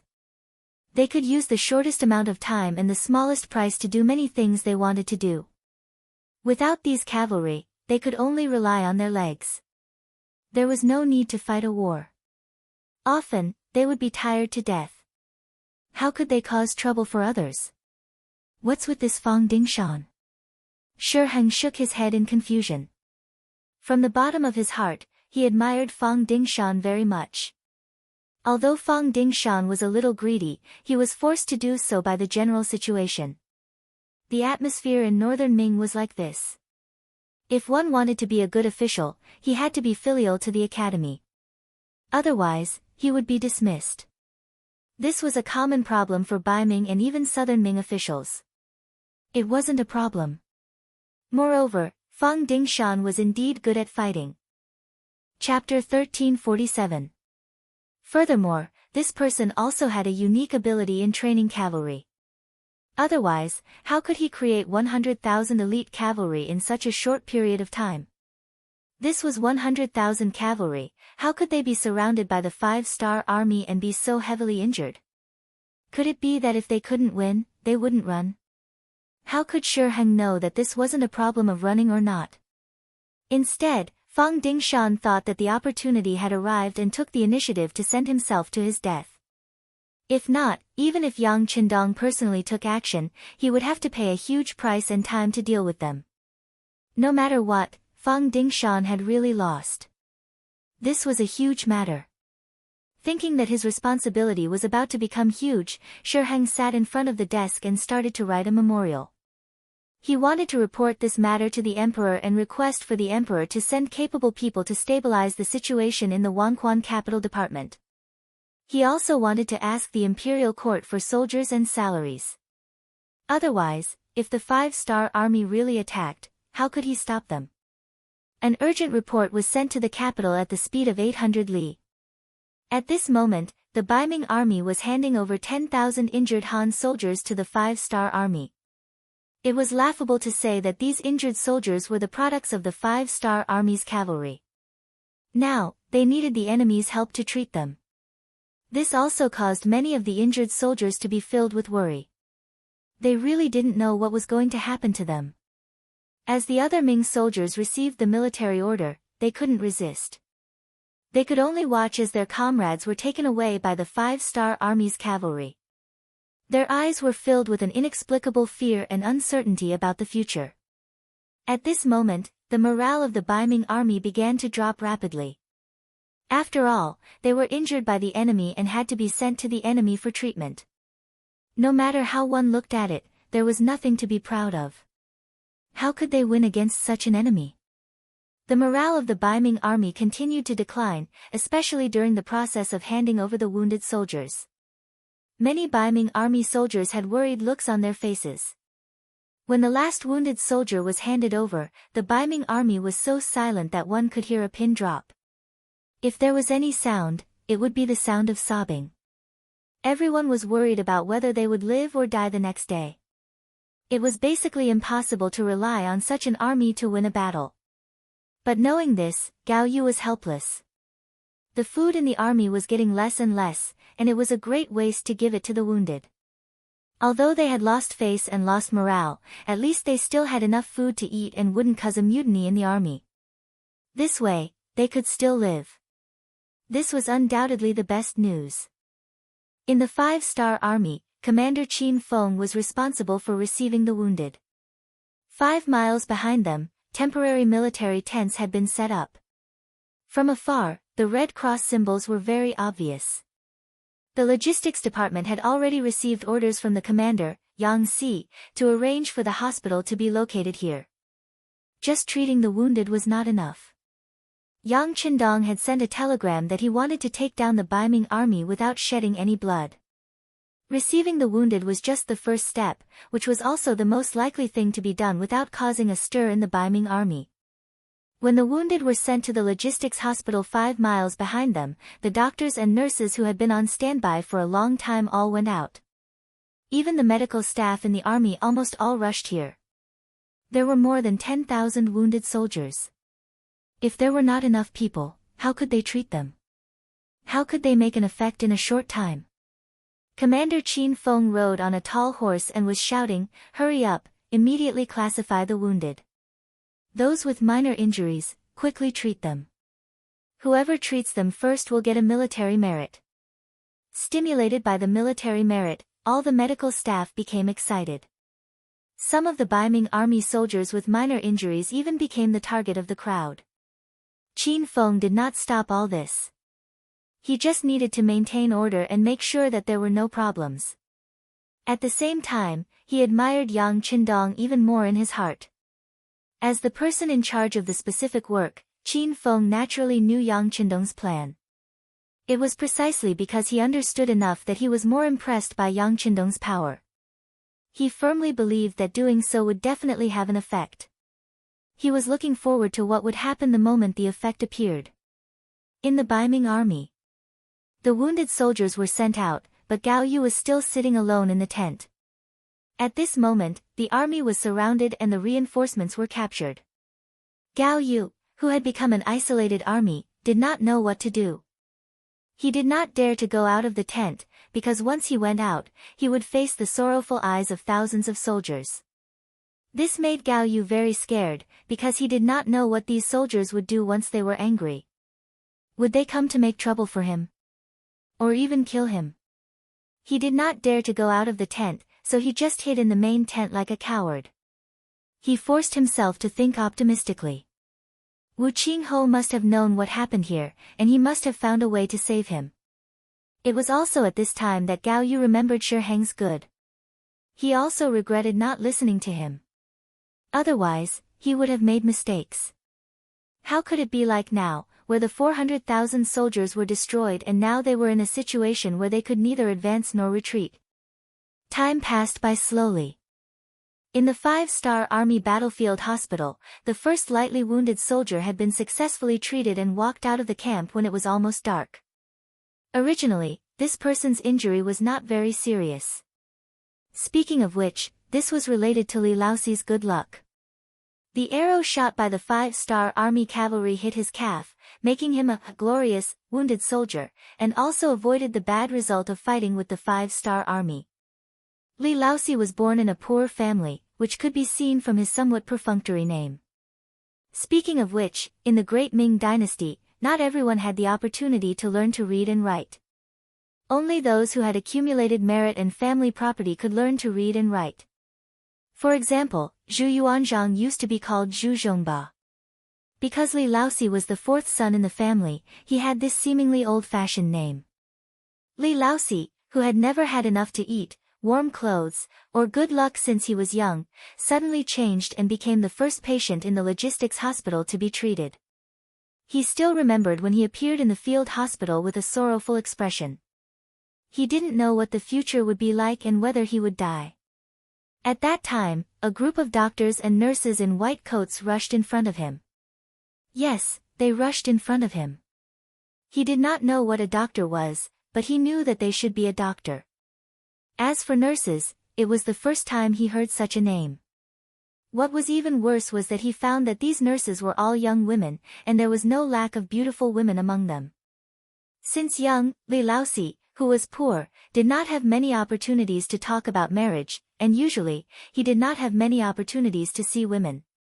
After all, before women were married, they were particular about not going out of the house, and not taking a step out was virtuous. But now, there were so many beautiful female nurses in close contact with him, and they did not mind that he was dirty, nor did they care about how long he had not bathed, or whether there was a strange smell on his body. They rushed over and cared about him, and they even dared to touch and look around his body without any intention of disliking him. At this moment, even Li Laoxi's eyes and face turned red. For the first time, he felt ashamed of having a strange smell on his body. Presumably, this was a manifestation of his self-esteem. The doctors and nurses were not only concerned on the surface, but they were really concerned about Li Laoxi's injury. They first used a high degree of alcohol unique to yang xia to disinfect it. Then, they tested the depth of the arrow's penetration into the skin. After confirming that it did not hurt the bones, they pulled it out with a swish. Then, they stopped the bleeding, bandaged the wound, and gave it a nutrient solution. In fact, Li Laoxi's injury was not that serious, and the arrow did not penetrate his skin very deeply. However, because there were too many examples of people who were shot by arrows and died because they pulled out the arrow, it forced others to feel a sense of fear. After a round of emergency treatment, Li Laoxi finally stood up when it was dark and could walk on his own. For this, the doctors and nurses who had received military merits were naturally very happy. There was even a nurse who was so excited that she even walked forward and hugged Li Laoxi. Although this nurse was a little short and a little plump, Yang Qindong's aesthetic standards did not give her a high rating. However, in Li Laoxi's eyes, it was completely different. What was a short person? Without enough nutrition, they could not even eat their fill. Being short was just a common problem in the Great Ming Dynasty. As for being a little fat, that was a good thing. With thick fat, it would be very useful to warm the bed at night. More importantly, a fat person's buttocks would also be a little bigger. That was proof that they could give birth to babies. At this moment, Li Laoxi's heart was moved. At this time, when the doctor and nurse suggested that Li Laoxi should go and see the surrounded by Ming soldiers in a fully healed state, he agreed without any hesitation. Not only that, he also decided to follow the 5-star army in the future. If there was anything that motivated him, it would be that he wanted to marry this fat nurse. He had already heard that as long as he achieved military merits in the 5-star army and became an officer of a certain rank, he could apply for marriage. He also had the qualifications to find a female soldier as his wife if both parties were in love. Although Li Laosi did not know what it meant to be in love, he did not understand. However, he knew that he liked this female nurse, and this female nurse was not betrothed yet. All of this was enough. Li Laosi was the first to be treated. Before dawn the next day, there were more than 200 lightly injured people who walked out of their beds. They belonged to the group that did not have a lot of injuries, but they lacked sufficient medical help. When Commander Qin Feng arrived at the hospital early in the morning and saw the more than 300 Baiming soldiers who could already move freely, his eyes lit up. Good job. All the medical personnel have meritorious service. Later, report the specific name list. By the way, have they finished their ideological work? Chapter 1348. The doctors and nurses who had been waiting for the results all cheered happily when they heard that they could record the merit. When they were asked if they had done a good job, everyone answered excitedly, yes, they are grateful for our kindness and are willing to do things obediently. The ancients were mostly kind people. Naturally, they would repay the kindness of saving their lives. Furthermore, the request made by the doctors and nurses was not excessive. They only wanted them to walk around the encirclement of the northern Ming army. It was not dangerous or tiring, and they could even repay their benefactors for saving their lives. So, why would they not do it? The answers of the medical staff made Commander Qin Feng very satisfied. He was in a good mood and immediately waved his arms and said, "Very good, let's go and prepare. Oh right, take out the pigs and beef and give them to the Han soldiers who have abandoned the dark side. The quantity must be sufficient." Ha ha ha. Pigs were also called porpoises in the Great Ming Dynasty. They did not have much value in the past. In the end, it was because the way they were raised was not profitable and they could not be fattened. The input and output were not proportional, so naturally, they were not paid attention to. The appearance of Yang Qindong changed everything. Not long after the boars were born, he fanned them. The pigs, who had no desires, began to eat and sleep. They had no desire to pursue a life of eating and sleeping. Naturally, their bodies also began to grow. Now, pork had become one of the indispensable meat in the entire Yangxia army. Even in the first city, there were a lot of pigs. This time, a lot of them were transported to the front line. Now, it was not difficult to take out a small portion to provide for more than 300 wounded people. The more than 300 wounded people who had basically recovered had something in their hands. Some were holding a pig's trotter, some were fat pig's knuckle, and some were holding delicious beef. Under the protection of the cavalry of the 5-star army, they walked towards the encampment of the Baiming army. The originally listless and unmotivated Baiming army camp suddenly had a lot of cavalry of the 5-star army outside, which immediately attracted everyone's attention. Under the heavy encirclement, the Baiming army did not need to train anymore. This way, they could save some food. They, who had nothing to do, suddenly found something interesting to watch. They quickly gathered together and stared at the slowly approaching 5-star army cavalry. The 5-star army's cavalry approached as if there was no one around.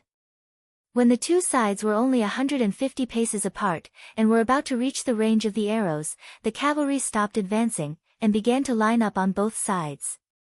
In this way, the 300 or so Baiming army soldiers who had recovered from their wounds appeared in front of everyone. They were all tearing up the meat in their hands, and their faces were filled with satisfaction.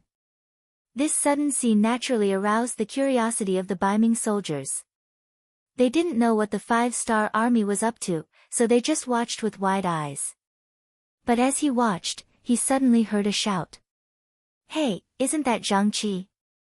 Wasn't his arm injured? That arrow was still stuck in his arm yesterday. Why does it look like nothing happened now? That's Li Laosi. We're from the same hometown.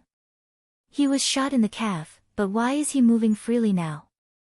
That's Qiao Shi too. He was also shot in the calf, but, Shouts sounded one after another. Only then did everyone realize that the people who appeared here were the wounded soldiers who were sent out yesterday.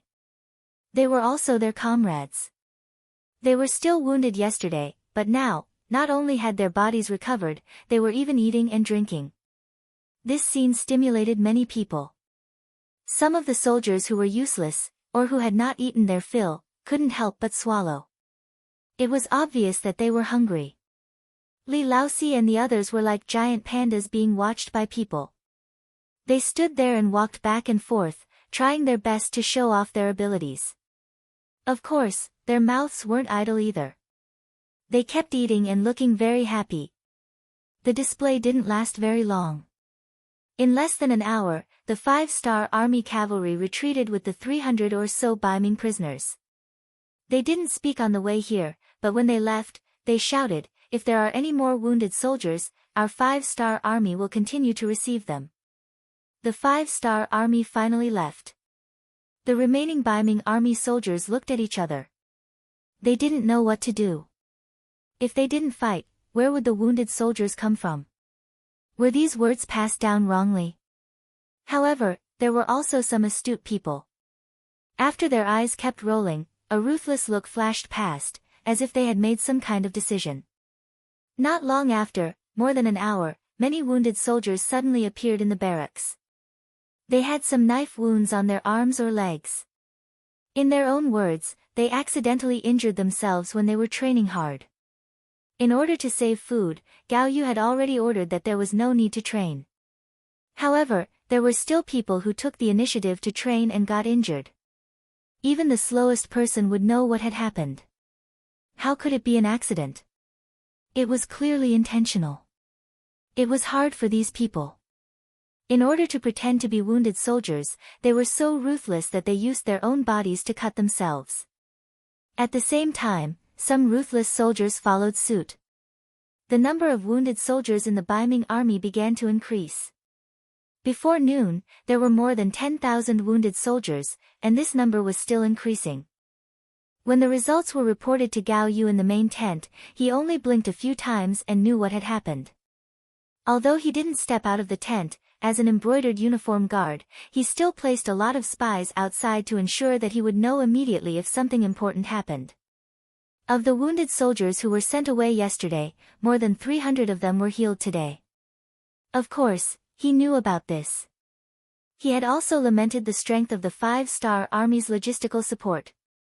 At least in this aspect, the Baiming army couldn't do it. However, it was just a sigh. In Gao Yu's eyes, the thing that the great Ming dynasty didn't lack the least was people. Especially after Ren Xuanji's rule, the great Ming dynasty's population had nearly doubled. In the eyes of the officials, people were the most worthless existence. The 5-star army expended a lot of effort to heal the wounded. This was a waste of resources, and it must have cost a lot. With this money, wouldn't it be better to build a new army? With this mentality, Gao Yu didn't take this matter to heart. It wasn't until he heard the report that there were more than 10,000 wounded soldiers in the army, and the number was still increasing, that his face changed greatly. Gao Yu wasn't a brainless person. On the contrary, his thoughts were very active, and he quickly figured out the truth of the matter. It was because of this that he was very angry. In order to openly surrender to the 5-star army, these soldiers actually had the courage to harm themselves. At this time, Gao Yu wanted to give the order to not send the wounded soldiers to the 5-star army's barracks. He wanted to see these soldiers fall into a trap of their own making. However, he quickly shook his head. At this time, it was easy to neglect, but not easy to stop. Otherwise, a mutiny in the army would be unavoidable.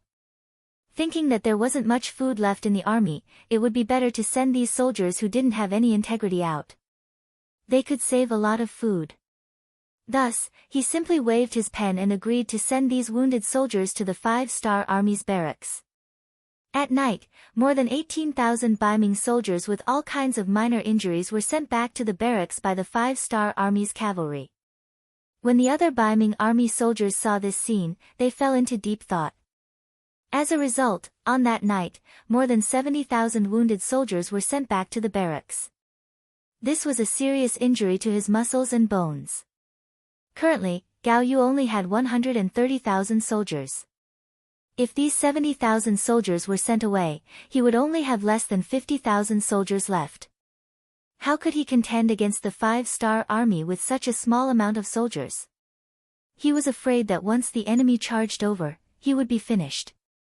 However, if he agreed, wouldn't he be digging his own grave?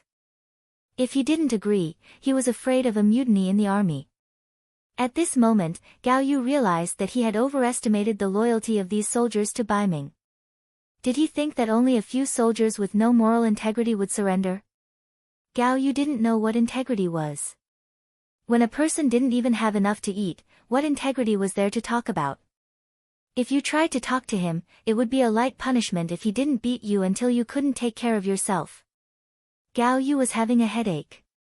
Li Keguang and Ho Xiangjie were also having a headache in a general's tent not far from the main tent. They had previously thought of surrendering to the 5-star army in order to survive. In fact, they had even made up their minds to tie up Gao Yu and surrender to the 5-star army. But now, the situation had suddenly changed. Countless wounded soldiers had appeared.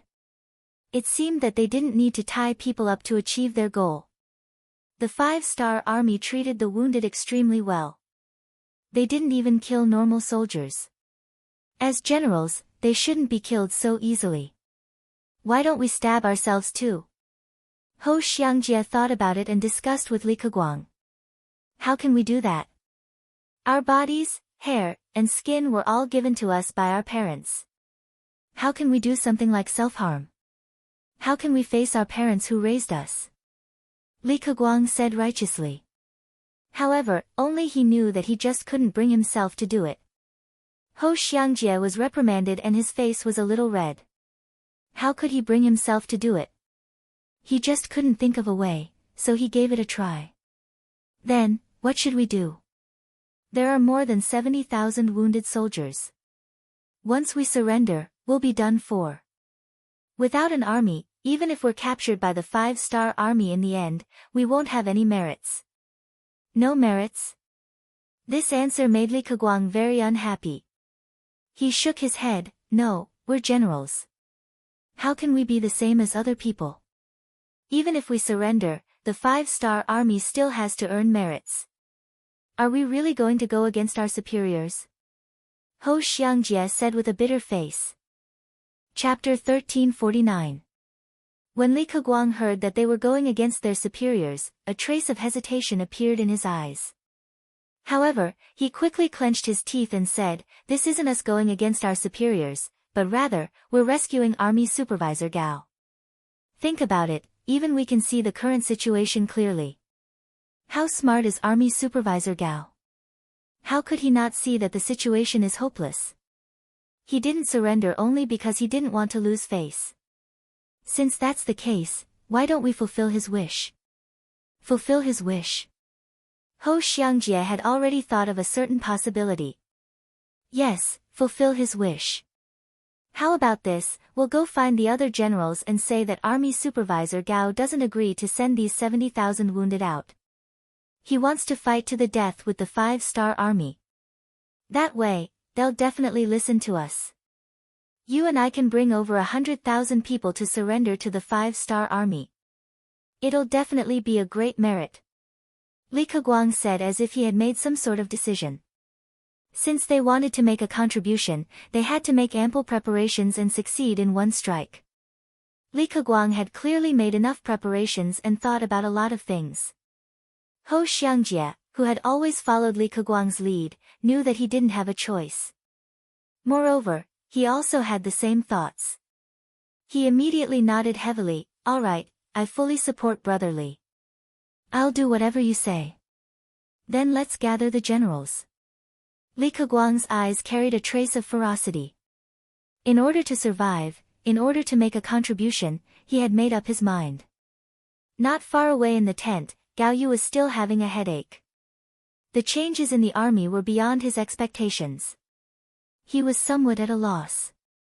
Who knew if more wounded people would appear tomorrow after handing over these 70,000 people? If they all surrendered, he would become a general without an army. Then, what was the point of holding on? Just as he was feeling conflicted, a burst of noise suddenly came from outside the tent. This made Gao Yu, who was already in a bad mood, couldn't help but shout loudly, "Who's making a racket outside the tent?" Gao Yu was the army supervisor and now the highest-ranking general in the army. When he was angry, he still had some dignity. However, this time, he had clearly miscalculated because the tent's curtain had already been lifted from the outside. Then, armored Li Keguang, Ho Xiangjie, and the others appeared in front of him with blades. Looking at the military uniforms in his hands, Gao Yu was still somewhat puzzled. What were they trying to do? Was there going to be a big war? Why was his commander completely unaware of this? While he was in a daze, Li Keguang suddenly pointed at him and said, "Come on, tie him up." As soon as he finished speaking, 4 big men rushed forward. Before Gao Yu could resist, they had already held him down and put him on the rope. Gao Yu was also a martial artist, so it was not easy for him to be restrained so easily. However, the person who came was too fast. When he was tied up, he was still a mess. Only when he felt that his arm could no longer move did he remember something. He shouted, "Li Keguang, you dare to rebel? Do you want to be exterminated? All right, Inspector Gao, you don't have to shout anymore. As the saying goes, a wise man submits to circumstances. This general brought everyone here to save you. Now, shut his mouth. We'll talk about it again when he thinks clearly."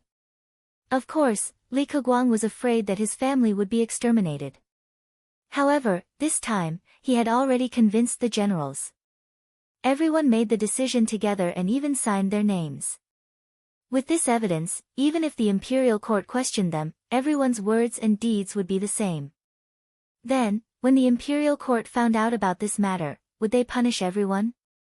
Would the imperial court do this? In Li Keguang's opinion, they would not.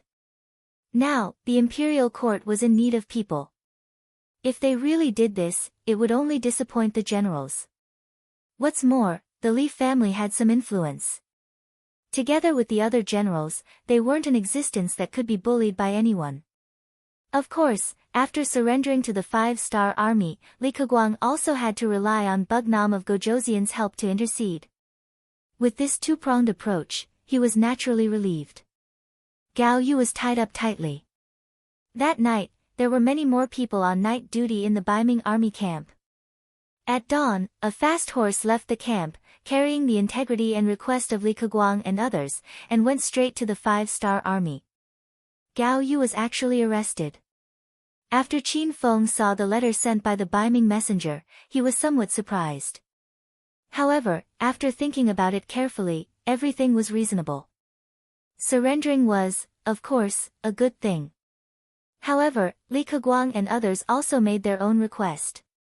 That was, they wanted Bugnam of Gojoseon to intercede in front of the Baiming emperor for them. At least, they would not make things difficult for their families. Regarding this, Qin Feng did not dare to make a decision on his own. He immediately asked the messenger to wait for a moment.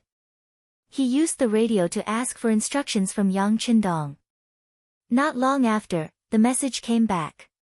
Yang Qindong agreed to these people's request.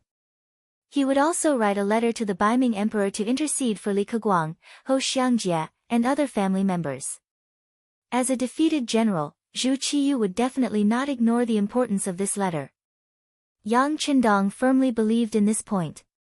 After the messenger got a positive answer, he returned to the camp with joy. At this point, the last Baiming army on the grassland had all surrendered.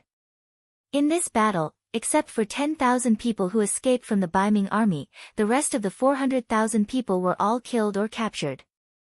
In comparison, Baiming's military strength fell into a disadvantage. Yang Qindong returned triumphantly with 2,000 black cavalry and came to the first city. In the palace of the first city, Yang Qindong first met with a group of generals and praised their performance. Then, those who should perform meritorious deeds should perform meritorious deeds, and those who should be rewarded should be rewarded. After the generals retreated, Yu Mian, the lord of the first city, stood in front of Yang Qindong. Next to him was Tiger's Mane, the commander of the new army, and Yang Si, the commander of the logistics command. "You've worked hard," Yang Qindong said with a satisfied expression as he looked at these three trusted subordinates. "Young master, sixth young master, has worked hard." The three of them did not dare to claim credit and quickly replied respectfully. "All right, we're not outsiders, so let's be casual." Now on this grassland, there's no Baiming army coming to cause trouble, and there's no Walla and Tartars harassment. Next, it's a period of great development. Are you ready?" Yang Qindong asked with bright eyes. "Sixth young master, as you said, everything is ready," Yu Mian replied with cupped fists. Yang Si, who was at the side, also had an excited look on his face. "Young master, the people are in place and the tools are ready. We're just waiting for the order." What the two of them were talking about was what Yang Qindong had mentioned before. The silver mineral reserves on the grassland were astonishing. In the future, the Mongol Empire had benefited a lot from this place. Now that they had not appeared, and it was impossible for them to appear, these benefits naturally belonged to Yang Xie. Just in this area alone, in terms of copper mines, in the future, it was known as China's 6 great copper veins. Its reserves and quality were the best in the world.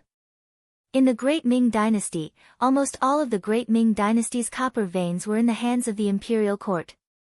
Yang Xie tried his best, but it was difficult to obtain them. But now, it was different. Occupying this place was equivalent to having more mines.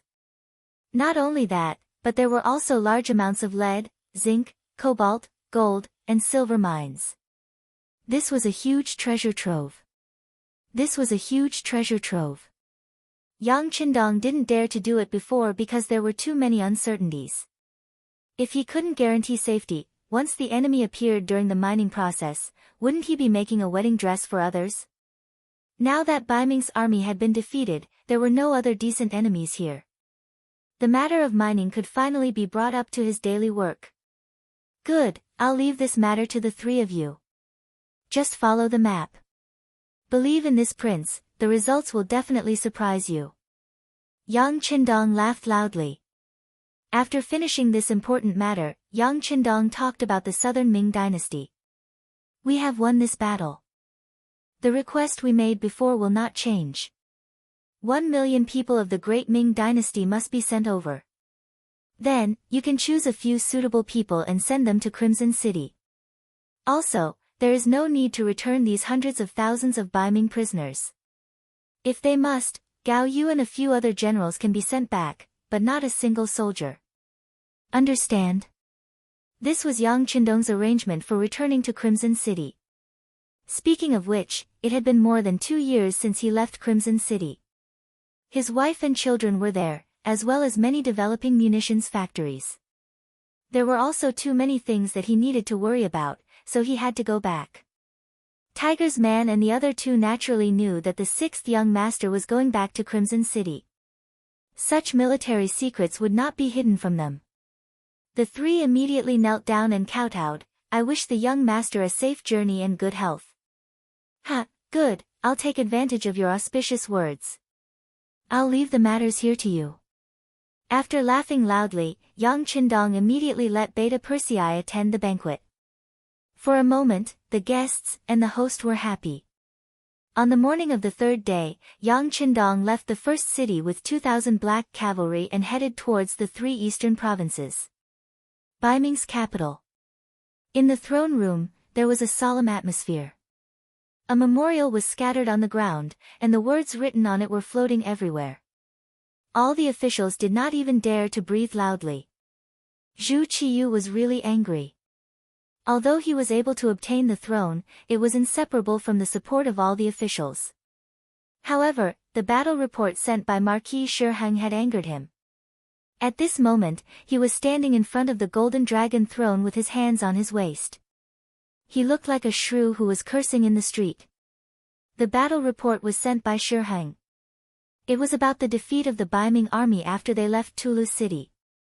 Even though the situation regarding the aftermath hadn't arrived yet, just the news that the five-star army was attacking Tulu's city and that the city was already in danger was enough to make Zhu Qiyu's rage overflow to the heavens. Everyone knew that once Talu's city was lost, the 400,000 soldiers of northern Ming would be like children without a mother. Unless they could take down Shi city, the 400,000 soldiers would not be able to return due to the lack of rations. All the ministers in the hall who had some brains naturally saw this. It was precisely because of this that no one dared to speak out. Chapter 1350. Say what? Tulu's city was thousands of miles away.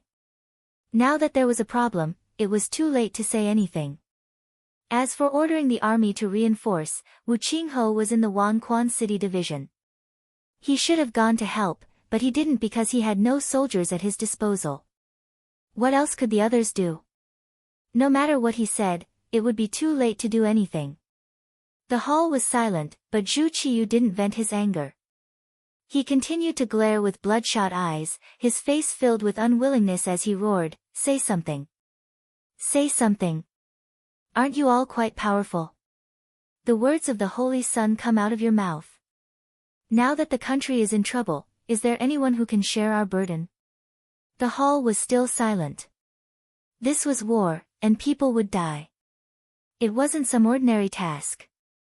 If they couldn't do it well, they could think of a way to make up for it, or even find an excuse to make someone else take the blame. But on the battlefield, if they lost, they would be captured if they didn't die. How could there be room for excuses? Who wasn't afraid of death? This was especially true for the ministers who were used to the emperor's grace. They lived in luxury every day, only wishing that their days would be a bit slower. Who would take the initiative to seek death? The civil officials didn't say anything, and the generals were the same. No matter how powerful a general was, in the face of such a decline, what could they do? War required planning, which involved mobilizing troops, provisions, supplies, and familiarizing oneself with the situation of the army. Only then could one calmly make arrangements. But the attack on Tulu's city was an unexpected situation. Who could turn the tide in such a short time? Not to mention that the generals had already been suppressed by the civil officials and lacked courage.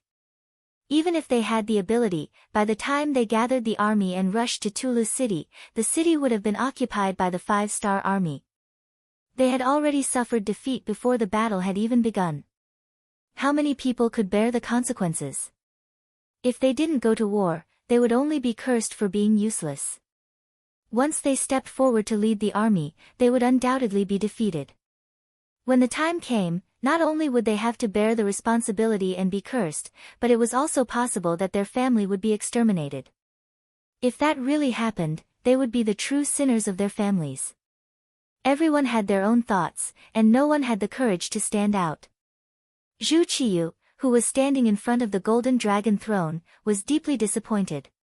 Looking at these people who usually shouted, "Long live the emperor," and claimed that they were willing to die 10,000 deaths for the emperor, at this moment, they had all become mutes and decorations. That deep sense of disappointment made him feel as if a knife was being twisted in his heart. Xiaochen wanted to continue cursing, but after thinking about it, there was no point in doing so. He turned his head to the chief eunuch, Jining, and said, "Let's end the court session. The officials of the 6 ministries will stay. Court is dismissed." Jining, who was also pale with fright, hurriedly nodded as if she had heard the voice of heaven. Then, she announced the end of the court session. Soon, only the ministers of the 6 ministries were left in the originally crowded hall. Ever since the Great Ming dynasty was divided into the north and the south, Zhu Qiyu, the acting grandmaster, abandoned the cabinet and directly handed over the specific matters to the 6 ministries' ministers, letting them be responsible for themselves. By doing so, he could naturally concentrate all the power on himself, but it was really tiring. Usually, he had to read memorials until midnight every day. Usually, after resting for more than 2 hours, the sky would brighten and it would be time for morning court.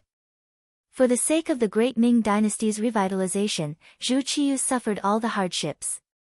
However, the effect was not obvious. Although it seemed that he had the support of the Zhu family's bank, and now had money and soldiers, he would always suffer a great loss whenever he faced the five-star army. Previously, it was still okay, and the loss of soldiers and generals was within an acceptable range. However, this time, it involved an army of 400,000. His heart really ached. At this moment, the ministers of the 6 ministries were standing below the throne room. Each of them had their heads lowered like primary school students who had made a mistake. Zhu Qiyu looked down at the 6 ministries' ministers. His mood was not very good. Especially when his gaze landed on the Minister of Rights, Hu Shao. A wave of anger rose from the bottom of his heart. This person had married his granddaughter to Yang Qindong. If someone said that such a person could be loyal to him, he definitely would not believe it. However, as the oldest official in the court, Hu Shao could be said to have done things flawlessly. In addition, he had always been very popular, so it was not easy to find fault with him. Of course, he was just a minister. It was not difficult for Zhu Qiyu, who already had all the power in his hands, to remove him. However, he was worried. He was worried that if he suddenly stabbed Hu Shao, it would incur the wrath of Yang Qindong. Although the 5-star army was strong, looking at its history, they had never found trouble with Baiming. On the contrary, it was always him who took the initiative to provoke them. Could it be that the 5-star army did not have the strength to do so? Zhu Qiyu did not think so. The reason why the other party did not make a move was because he had too many misgivings. For example, the members of the Yang family. Yang Qindong's brothers and sisters were all in the capital. Also, wasn't this Hu Shao an existence that he was afraid of? As an emperor, he could not let his emotions affect his decisions. He had to consider all the relationships and take the big picture into consideration. Take this Hu Shao for example. Although Zhu Qiyu knew that he could not sincerely use him, given that he had not done anything to harm Baiming's interests, Zhu Qiyu could only tolerate him for now. Fortunately, as the countries around Baiming were all under Yang Qindong's control, the Bureau of Rights was of little use. Whether or not it was there was not much difference. Zhu Qiyu lightly coughed and turned his attention to the other ministers. Sweeping his gaze around, he said, "My beloved subjects, it is time for everyone to come up with a plan for how to deal with the siege of Talis City." There were too many people in the hall, and I presume that my beloved subjects did not want to say anything. Now that there are no outsiders, we can say whatever we want behind closed doors. We will pardon all of you. Zhu Qiyu's tone was amiable, and his voice was gentle. Yes, I was not angry when you did not express your stance. After all, there were too many people, and what if you said something wrong? But now, there is no one else here. If you have any ideas, feel free to say it. Regardless of whether it is right or wrong, you are not wrong. It was not easy for Zhu Qiyu to use such a tone. At the same time, he looked at the 6 ministers expectantly, waiting for them to come up with a plan to solve the problem. Reality disappointed him once again. The hall fell into silence again. The 6 ministers were like mutes. They lowered their heads and did not speak. It was as if there was a beautiful pattern on the ground that was worth studying. Zhu Qiyu endured it when everyone did not speak up. But now, he had already said so much, but no one said a word. This was somewhat unacceptable. If it wasn't for the fact that he was in dire need of manpower and it wasn't appropriate to make a big fuss about it, he was afraid that he would have to teach these 2 people a lesson today to intimidate them. Forcibly suppressing the anger in his heart, he finally decided to listen to everyone's opinions by name. Didn't you all say nothing? Then I will ask one by one. Let's see if you still dare to not speak. His gaze first fell on the Minister of Personnel, Wang Ji. He was a big shot in charge of human resources. Since it was a war, he naturally had to choose a general first. Asking Wang Ji was a matter of course. Naturally, when he saw Wang Ji, Zhu Qiyu was also angry. He would not forget that this person's grandson, Wang Xizheng, had learned Yang Qindong's teachings. He should be teaching at the headquarters of Yang Qindong, the place called Qiqian City. Such a person would probably be disloyal. Shaking his head, Zhu Qiyu threw these undesirable thoughts aside. Forget it. Speaking of which, all the civil and military officials in the imperial court were once officials of the same court as Yang Qindong. Was he going to investigate them and remove them from their positions? Suppressing the anger in his heart, he looked at Wang Zhi and said, Minister Wang, tell me your opinion. Ah! Wang Zhi, who was called, finally raised his head with a puzzled expression. When he saw that Zhu Qiyu was serious, he shook his head. This old minister has no objections. Everything will be decided by your majesty. No objections? Hearing Wang Zhi's reply, Zhu Qiyu was really angry. Since you have no objections, then what are you saying? But when he thought about it, it seemed that he was the one who forced the other party to say it. But did he really have no objections? You are the Minister of Personnel, the so-called heavenly official of the Ministry of Personnel. All the officials in the world are under your control. What did you mean by saying that you have no objections? Zhu Qiyu's expression kept changing, but it quickly returned to normal. He could actually understand Wang Zhi. Under his suspicion, it would be inappropriate for him to propose any candidate at this time. Perhaps even if he proposed a suitable candidate, he would not approve it. Since that was the case, what was the point of saying more? Just when Zhu Qiyu thought that he had thought everything through, Wang Zhi suddenly spoke again. Your Majesty, this subject is old and has not been sleeping well recently. There are many things that I am unable to do. Therefore, I would like to resign and retire to the countryside. Your Majesty, please grant me permission. Wang Zhi actually resigned. This was somewhat out of Zhu Qiyu's expectations. Out of a conspiracy theory, he could not help but wonder if this was the other party's way of retreating. But when he thought about it, it was not very likely. After all, it was not good for one's reputation to submit one's resignation when the country was in danger. Unless such a person was no longer an official, his reputation would definitely take a hit. Who would listen to such a person's words in the future? If that was the case, this Wang Zhi really wanted to resign. Sigh. Sighing in his heart, Zhu Qiyu had already decided to agree. After all, both parties were suspicious of each other. This job was not easy to do. Since that was the case, it was better to let him leave. Sometimes, he did not reply. He could not possibly agree immediately when the other party said that he wanted to resign. Wouldn't that make others misunderstand that he wanted the other party to leave? His gaze shifted from Wang Zhi to the Minister of Works, Shi.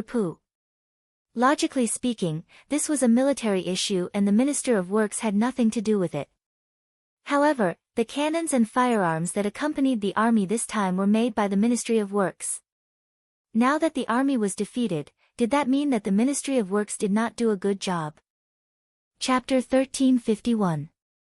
When Shi's name was called, he immediately knelt on the ground. Your Majesty, this old subject is guilty. This old subject deserves 10,000 deaths. Zhu Qiyu frowned when he didn't even say anything. Why did Shi have such an attitude? Zhu Qiyu frowned, but the other party quickly gave him an answer. Your Majesty, a 5-star military fire weapon is so powerful that it's not something we can compare with. In terms of firearms alone, we're not their match at all. Shi almost cried for real. It was evident that he knew his weapon was inferior to the other parties. Speaking of which, compared to the technology and weapons brought by Yang Qindong, it would be more shocking if the Ministry of Works could produce similar products. Shi was naturally aware of this point. Afraid that he would be punished for this, he took the initiative to bring it up. His kneeling caused Zhu Qiyu to lose the idea of asking him for a plan. This kind of person was already frightened by the 5-star army. Could he still rely on him to come up with any good ideas? Shaking his head, Zhu Qiyu wanted to call for another minister. But at this time, the Crown Prince's junior tutor, Grand Scholar and Minister of Justice, Su Yozhen, spoke without being asked. Your Majesty, this subject believes that it will be difficult to solve the siege of Lu City. Finally, someone took the initiative to speak. Zhu Qiyu was happy in his heart. When he looked at Su Yozhen, his tone became much gentler. Beloved official Su, please continue. Yes. Su Yozhen cupped his fists with a solemn expression. Your Majesty, the bravery of the 5-star army is unimaginable. With their firearms, I'm afraid that by the time the memorial reaches the capital would have already fallen into their hands. For a city that has already been conquered, it would be useless no matter how much effort we put in. Rather than this, why not place the all-encompassing department on the front lines and increase the number of troops there while considering the matter of negotiating with the 5-star army? No tribute, no land, no reparations, no political marriages, and no titles of kings with different surnames. These were the Great Ming's strength of character. It was a pity that after the Great Ming divided the south, its strength was not as strong as before. Many rules had also changed. Let's talk about not being conferred the title of king. Where did Bugnam of Gojoseon come from? Since he had already broken the ancestral rules, what harm was there in breaking a few more? This was what Su Yozhen meant when she proposed to negotiate with the 5-star army. After saying all this, he took a step back. He knew that some things needed to be considered. The more he said before that, the more mistakes he would make. Sure enough, when Zhu Qiyu heard that they were going to negotiate with the 5-star army, her face became very ugly. An ominous glint flashed in his eyes, representing the anger in his heart.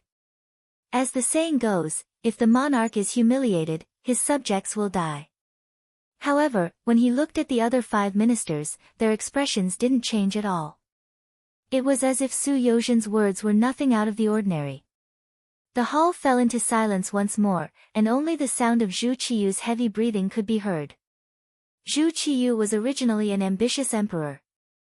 Ever since he took the position, he had been diligent in government affairs. It could be seen from the fact that he had less than 6 hours of rest every day. Unfortunately, one of the biggest lies in the world was that if you worked hard, you would succeed.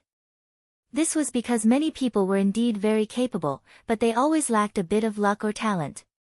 In the end, their wishes didn't come true. Zhu Qiyu belonged to the type of people who were very unlucky. Not to mention that in history, he was overturned by Zhu Qizhen. Just the fact that he met Yang Qindong in this life had already determined his fate. No matter how hard he worked, he wouldn't be able to unify the Great Ming. The result of his hard work was that Baiming would be destroyed a little later than usual. With the difficulty in front of him, Zhu Qiyu naturally didn't want to lower his head. However, reality was so cruel. The 5-star army was so powerful. If he still stubbornly insisted on going against the 5-star army, he might even lose his family fortune. He might even lose the throne. This situation was so big that he had to consider it carefully. Could he really afford to gamble? He had the heart to kill the enemy, but he was powerless to reverse the situation. This sentence was the most appropriate to describe Zhu Qiyu. When a person's strength wasn't strong, even if they were angry, they couldn't do anything. Moreover, if one wanted to achieve great things, they couldn't let their emotions affect their decisions. Thinking about Baiming's current situation, even if he wanted to mobilize the army, it would take time. Moreover, their fighting strength was so weak that even Zhu Qiyu didn't have confidence. In the end, after a long sigh, Zhu Qiyu's mood began to stabilize again. Su Yozhen, who had been secretly observing, saw that Zhu Qiyu's mood was gradually stabilizing. She took a small step forward and said, "Your Majesty, a little impatience spoils great plans." Su Yozhen's actions were just to give Zhu Qiyu a way out. After hearing this, Zhu Qiyu sighed and said, "That's right. Beloved official Su is right. The strength of the 5-star army isn't something we can fight against without making preparations. Since it's like this, let's talk with them. Didn't they say they wanted 1,000,000 commoners last time? Let's discuss this matter and see if it can be done." Although it was a question, the fact that Zhu Qiyu was able to say these words already proved that he approved of this proposal. Otherwise, why would he casually mention it? It had to be said that the so-called commoners in the eyes of the emperor mostly referred to the commoners that could be seen. For example, the officials in the palace hall, as well as the gentry and nobles who could submit memorials from time to time. After all, the emperor lived in the palace all year round. What was the outside world like? How were the commoners living? All of this was nothing more than hearsay, and a basic impression he got from reading the memorials. Most of the time, the so-called world peace and prosperity in the history books referred to the officials, scholars, and country gentry living a good life. As for the commoners at the bottom, at least before the establishment of China, they didn't have enough to eat and wear. Without a clear understanding of the commoners, it was impossible to understand the true pain of handing over 1 million commoners. In Zhu Qiyu's eyes, all of this was just a number. It was still the same sentence. The foundation of the great Ming dynasty was still there. It was just 1 million commoners at the bottom, so it was fine to pay. As long as the emperor and the officials could live well, what did this matter? Zhu Qiyu had never taken the people at the bottom seriously, and had never treated them as human beings. Only then did Zhu Qiyu casually ask this question. In that instant, the eyes of several people from the 6 ministries lit up. They knew that the time for them to speak had come. As if he was afraid that Zhu Qiyu would look down on him, the Minister of Revenue, Jin Lian, who wanted to make his presence known, was the first to stand up. Your Majesty, this matter can be discussed. However, the topic needs to be changed. This isn't because we fear Bugnam of Gojoseon and want to give them 1 million commoners. Rather, under the other party's request, we want to reward Bugnam of Gojoseon with the magnanimity of the Celestial Empire. The ancient people cared a lot about face. They opened their mouths and spoke of benevolence and righteousness.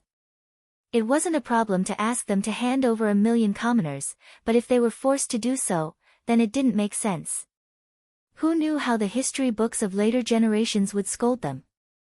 Even if it was for the sake of their reputation, they had to cover it up. Zhu Qiyu naturally approved of this. He didn't want the people of later generations to scold him as a fatuous ruler. As a result, he nodded and said, "That's right.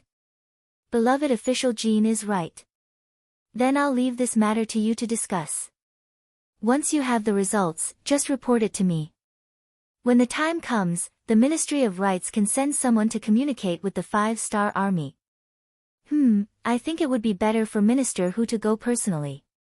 After all, Wunan Wang is your grandson-in-law. This subject is unwell. Please retire and return to your hometown. The Minister of Rights, Hu Ming, straightforwardly put down the board in his hand and knelt as he spoke. This was clearly a trap. To hand over 1 million commoners for his own safety, this wasn't good to hear but also hard to say. With Hu Ming's shrewdness, it would be strange if he agreed to do such a thing that would go down in history for 10,000 years. Not to mention that Zhu Qiyu had deliberately pointed out his relationship with Yang Qindong. Hu Xiao was even less likely to pick up on this topic. He didn't ask for people to say that he was himself and his grandson-in-law was his grandson-in-law. However, as long as he was the one who did it, it was inevitable that others would mention it and say that he was a traitor. Hu Ming knelt on the ground and asked for his resignation. This greatly exceeded Zhu Qiyu's expectations. The Minister of Rights, Wang Ji, had already asked for his resignation and he had basically agreed. If he let Hu Ming leave now, those who didn't know would think that he was intolerant. He was venting his anger on his subordinates because they had lost a battle. Zhu Qiyu was someone who cared about his reputation.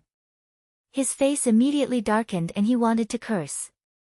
However, he knew that his deterrence towards Hu Ming was too little. He couldn't casually take him down and anger Yang Qindong, but he also couldn't remove him from his position and make Bugnam of Gojoseon think too much. After realizing his helplessness, Zhu Qiyu could only shake his head with an ugly expression. Since beloved official whose health isn't good, you should rest at home for a while. You are a pillar of the country and cannot be left out. After your body recovers, you still have to share my burdens. I'll leave this matter to the left Assistant Minister of the Ministry of Rights, Huang Cheng, to handle. Zhu Qiyu backed down. In the end, he still didn't have the guts to remove Hu Ming from his position. This was enough to prove that he was very afraid of Yang Qindong. This old subject thanks your majesty. After receiving benefits, Hu Ming expressed his thanks and stood up. Then, he turned and strode away. Although he was old, he didn't seem to be feeling unwell at all. After Hu Ming left, he didn't even have the intention to discuss the matter. It was clear that he wouldn't participate in this matter. This was to avoid suspicion. However, in reality, how could he not want to avoid the matter being discussed? That was millions of commoners. If he handed them over, it would cause a lot of discussion. He definitely wouldn't do something that would damage his reputation. Chapter 1352. As soon as Hu Shao left, Wang Ji also strode after him. He had just asked to resign, and from the looks of it, Zhu Qiyu had already agreed. Right now, he only needed to go home and prepare his things. He would not step into this trap. The remaining 4 ministers looked at each other, but in the end, they did not say anything. Since they did not have the courage to resign, they had to face some things that they had to face. Zhu Qiyu left the 6 ministers behind. That night, the news reached the ears of the ministers. In accordance with Bugnam of Gojoseon's wishes, Bai Ming wanted to negotiate with him. At the same time, the news of Hu Shao recuperating at home and Wang Ji resigning also spread. The left assistant minister of the Ministry of Rights, Huang Cheng, was temporarily in charge of the Ministry of Rights. The left assistant minister of the Ministry of Appointments, He Wenyuan, was in charge of the evaluation and appointment of all the ministers. When the news came out, the houses of the 2 ministers were filled with people and carriages. Countless officials used all sorts of reasons to congratulate them or reminisce about the past. It gave people the feeling that there was no danger at the border. From this, it could be seen that Bai Ming's foundation had already been shaken. On the morning of the 2nd day, one minister and the other temporarily in charge of the Ministry of Rights, Huang Cheng, and He Wenyuan, came to the palace to express their thanks. What they saw was indeed Zhu Qiyu's cold face. It was because the embroidered uniform guards had sent over information. According to them, Bai Ming's 400,000 soldiers were in danger. Even the 100,000 Liaodong cavalry led by Fang Dingshan had been injured by the 5-star army. They had either been killed or captured. This was like a bolt from the blue that smashed into Zhu Qiyu's head, completely destroying his dreams. At the same time, it was like a heavy stone had smashed into the heads of the ministers, making them recognize reality. The 5-star army is actually this powerful? After the Minister of War, Yi Ming, heard the news, he stood in place as if he had been petrified. A newly appointed minister, a minister in charge of carrying out the duties of a minister, had encountered such a thing on his first day. His expression was also extremely ugly. They did not even have time to flatter the emperor. Instead, they discussed the matter of negotiating with the 5-star army with the other 4 ministers. This time, there was also the imperial censor of the left, Chen Yi. The censor represented the imperial censor. This matter was of great importance. In order to reduce the number of accusations and scoldings, Chen Zhao had to participate. Of course, this didn't stop people from poking at their backs. After all, some people made a living doing this. They could hear about things and impeach anyone they didn't like. Sometimes, even the emperor was their target. They would often say that the emperor was immoral, that he needed to wake up 3 times, or that he had already committed a crime. Bai Ming didn't have much time left, so he had to quickly come up with a countermeasure. It could be seen that they had no choice but to agree to Yang Qindong's request in a hurry. However, the migration of millions of people was not a small matter, and preparations had to be made. As for the mastermind, Yang Qindong, he had indeed left Origin City long ago. After more than a month, he had arrived at Haiphong City in Yunnan Province. Haiphong City was a seaside city that belonged to the Vietnam province. With the continuous expansion of the 5-star Army's navy and the destruction of the nearby countries and forces, it had become an important port for the 5-star Army's navy. For example, the people of other races from the Vietnam province who had come to support other places would board the ships here and be sent to different places. Yang Qindong's ship also stopped here. The person in charge of receiving them was the commander of the 2nd Sea Division, Zhao Changwang. This time, they stopped at Haiphong City to replenish their food supplies. Unexpectedly, after the ship stopped, Yang Qindong disembarked with 500 black cavalry soldiers. He said that he wanted to investigate the situation of the people. Over the years, Yang Qindong's main focus was on expanding the territory. He only had a simple understanding of the destroyed countries and occupied territories from some memorials and local reports. Without investigation, there was no right to speak. It wasn't that Yang Qindong didn't trust his officials, but he was worried about the situation below. Sometimes, even the officials he appointed would be fooled by the people below. Wasn't there a saying among the people? The king of hell was easy to see, but the little devils were hard to deal with. Often, the performance of the lowest level officials was the most important thing to the lives of the people. He didn't say anything to anyone. Even Zhao Changwang left with the main ship under his orders. Only Xin Xing was left with the ship at the port, ready to set off at any time. Yang Qindong, on the other hand, changed into a set of green robes. He brought the Black Rider Dragon Guards, who were also wearing commoner clothes, ashore and headed towards the nearby fields. Haiphong City was under the jurisdiction of Chu-Yi City, and Yang Qindong placed the first target of his investigation here. In a restaurant on Dong and Street in the city, Yang Qindong found a seat by the window. The restaurant's location was not bad, and the view was good. More importantly, it was very lively, and there were all kinds of people. Often, it was this kind of person's personal attitude expressed by their words and actions that was the most authentic. He ordered a pot of wine, 1 meat and 1 vegetable. On his left was Beta Persei, and on his right was Chiu Vi. Yang Qindong sat there and listened to the discussions of the people at the next table with great interest. Because of Yang Bao, the people of the country were no longer ignorant people who only looked up at the sky and looked down at the ground. They had a better understanding of the outside world, and they had begun to learn how to discuss national affairs. This was just like the capital of the future. Anyone who was found could give some opinions on national policies and national affairs. It gave people the feeling that if they were to become officials, they would definitely do better than others. There were many such people in the restaurant. Through their mouths, they already knew that the 5-star army had won the battle in the first city, and that they had surrounded and captured 400,000 Baiming soldiers. Even the 5-star army had asked Baiming to provide 1 million Han Chinese people. A young man who was dressed very ordinarily, but had a good spirit and appearance, took a sip of warm wine at this time and began to talk loudly. Bugnam of Gojoseon is wise.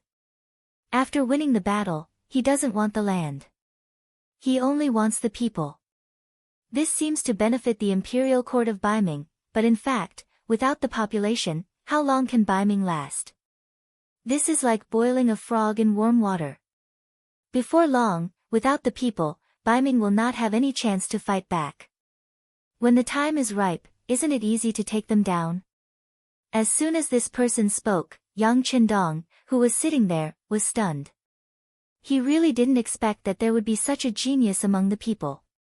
He actually analyzed the matter so thoroughly. He couldn't help but look at him in a new light. Alright, this brother of yours just read the recent Yang report, and that's why he said this. Speaking of which, you didn't see this. It's just what the Yang report said. Another dark-skinned man with a stronger body retorted. His Chinese was not very standard, but it was enough to let people understand what he wanted to say. Just now, Yang Qindong was still shocked by this person's clear thinking. Now, after hearing this, he realized that this was not this person's idea, but a public report in the Yang report. Then, he smiled and sighed in his heart, good, this Yang report did a good job. He opened up the wisdom of the people. Don't think that the people who don't know the reason are the best and the most obedient. In fact, this is not beneficial to a country at all. Other than being useful to corrupt officials, it is useless to a country. If the people don't have a sense of ownership, how can they love a country? For thousands of years, how many people faced the change of dynasties and didn't have many thoughts at all? In their eyes, no matter who became the emperor, they were still ordinary people. As long as they could eat their fill and wear warm clothes, it was the same no matter who the emperor was. This was the drawback of not having the spirit of a master. Often, there were a lot of people like this. They had no beliefs, no goals, and no understanding of the outside world. Once someone stood out and urged them to rebel, they would be easily fooled without knowing the truth. With the wisdom of the people, things would be different. They would have their own judgment. Once something happened, they would be able to analyze it in their own way. In the face of such smart people, it would be even more difficult to make use of them. In the restaurant, everyone laughed. The man who spoke first didn't get angry because he was exposed. Instead, he said with conviction, "It's true that what Yang Bao said just now was true. However, I agree with him and can use him." "What can you do about it?" "Ha, there's nothing we can do about it. You are so wise and powerful." The others laughed loudly and said. The atmosphere in the restaurant was good. Obviously, many people were excited because they could participate in the discussion of the country's affairs. It seemed that this could prove that they were useful people. They were no longer muddle-headed people who didn't know what the outside world was and didn't know what to do tomorrow. Yang Qindong waited for half an hour. He saw groups of people leave and groups of people come. From their mouths, he heard many things about Itsu City and even Vietnam. There were all kinds of big and small things. For example, someone in the East City got married. Someone in the West City got a military merit because his son joined the 5-star army. Not long ago, the local Vietnamese auxiliary soldiers beat gongs and drums and sent a certificate of merit and rice noodles. Old Wang in the South City had a better harvest this year than anyone else. He was already named as an agricultural pioneer and so on. Naturally, there were also some minor officials who were sued because they overcharged a merchant or a commoner. They were arrested and sent to the yamen. There were also people who shouted that Governor Wan was a wise man. From these trivial matters, Yang Qindong's expression had always been good. It was said that one could see the whole leopard from a single spot and see the overall situation from a corner. Just from the information obtained in the restaurant, it could be seen that the entire Itsu city was still very good. At least, Yang Qindong was satisfied. Although there were some small flaws, such as some minor officials who did not abide by the law, this was unavoidable. Chapter 1353. The human heart was like this. There were always some people whose desires began to expand after they gained power. Often, such people could not be seen before they got to the top. Sometimes, the human heart had to be tested to know. Let's go and take a look at the fields. It was now the end of September, the time of harvest. Yang Qindong wanted to personally take a look at the fields and understand the first-hand details. Yang Qindong got up and left. Beta Persei put down a few Han coins on the table and left with Chiu Vi. Not far away, hundreds of black cavalry in different clothes also got up and kept a certain distance from the center of the city to the South City. Yang Qindong just heard that old Wang in the South City planted well and had a great harvest. He wanted to see the results of this harvest. Compared to the prosperity and satisfaction of the people in the city, the outside of the South City was a busy scene. On the cultivated fields, there were countless small black dots busily digging. Countless sweet potatoes were dug out from the ground one by one and sent to the prepared bamboo baskets at the side. After asking around casually, he found old Wang's place. Yang Qindong walked closer and found that the sweet potatoes of this family were bigger and fuller than the other neighbors. Ha, this must be Brother Wang. This year's harvest is good. Yang Qindong walked closer with a smile on his face. Although he was wearing a green robe, his temperament could not be changed. Farmer Old Wang could feel it at first glance when he saw Yang Qindong. His expression became more respectful and said, "I don't dare to be called Brother Wang. Just call me Old Wang. But I wonder who this gentleman is. Oh, I'm just a passerby. I heard that the harvest here is good, so I came to take a look." "Ha, how is it?" "This year's harvest is good. The days should be better than the previous years." Of course, Yang Qindong would not reveal his identity. He chuckled and squatted down. He came to the ground and put his hand into the soil. Not long after, a huge sweet potato was dug out by him. Yang Qindong's movements were still very standard. It was not an exaggeration to say that he looked like a professional. After all, he had done this kind of farm work in the early days of the Yang family village. He was the one who dug out the earliest potatoes, so he naturally had his own experience. When an expert made a move, one would know whether or not he was an expert. When Yang Qindong did this, Lao Wang laughed. I didn't expect this mister to be an expert as well, hee hee. This smile instantly brought the relationship between the two of them closer. When they started to talk, they naturally became much more casual. Old Wang was a talkative person. It didn't take long for Yang Qindong to learn a lot of things from him. For example, the reason why his family's land had a better harvest and higher output was because he was more willing to use fertilizer. Compared to other people, his family also raised a lot of poultry, such as chickens, ducks, geese, porpoises, pigs, and so on. Using their feces on the ground could make the soil more fertile, so the yield would naturally be higher than other people's. Not only that, once the grain was harvested, in order to prevent the grain from being cheap and harming the farmers, he could also use the surplus grain to feed the poultry. Then, he could sell the meat to increase his income, allowing him to live a better life. Wasn't this the cycle of the food chain? Could it be called reasonable utilization? After Yang Qindong heard this, he asked with a surprised expression, Lao Wang, how did you think of these things? You are really smart. I am a person who does not eat a single word. How could I have such a brain? This was all said by our provincial governor Xiao Wan. These things were also recorded in the Yang report. It was just that other people were suspicious. The old man was honest and felt that it was feasible, so he did it. Thus, this year, the output of the land was much higher than others, and the meat was also sold at a high price. However, next year, the other farmers will follow suit. This way, the price of meat and grain will drop a little. However, this is already very good. To think that I, Lao Wang, have lived for close to 50 years. When have I ever lived like this? In the past, I had to thank the heavens for being able to eat my fill. Once there was a famine, I had to go out early to beg for food. Now that I think about it, those days were really not for humans.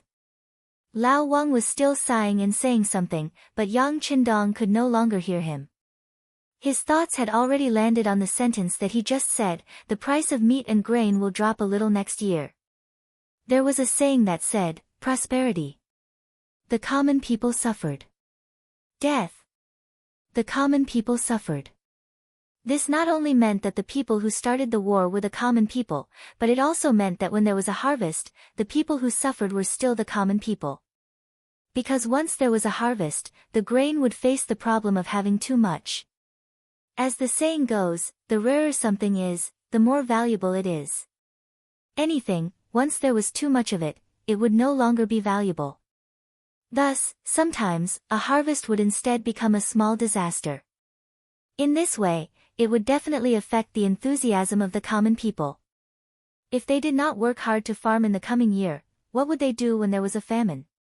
Without enough grain, it was inevitable that people would starve to death. This was something that Yang Qindong absolutely could not allow to happen.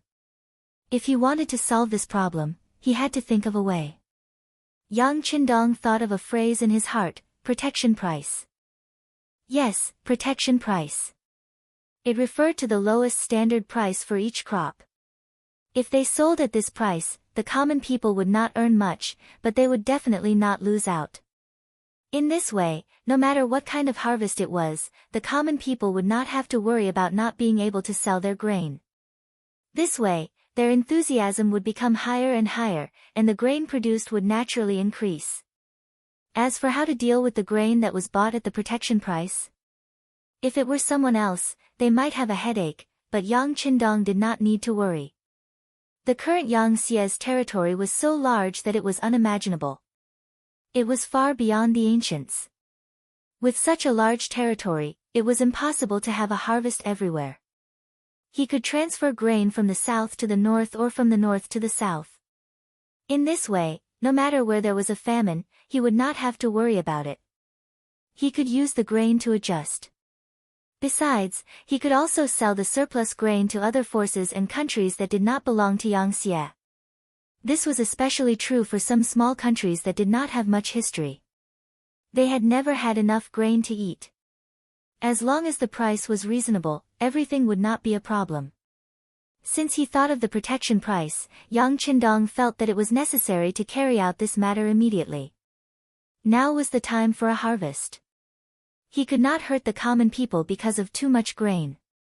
Beta Persei, send someone to inform the Chu-Yi city's government office. Tell them that I'm here. Since the matter was almost understood, Yang Qindong did not need to hide his identity. He also wanted to see the officials here and give them some encouragement. After all, the development here was still very good. The news of Bugnam of Gojoseon's appearance in Chu-Yi city quickly spread. After the local officials heard it, they all opened their mouths wide in disbelief.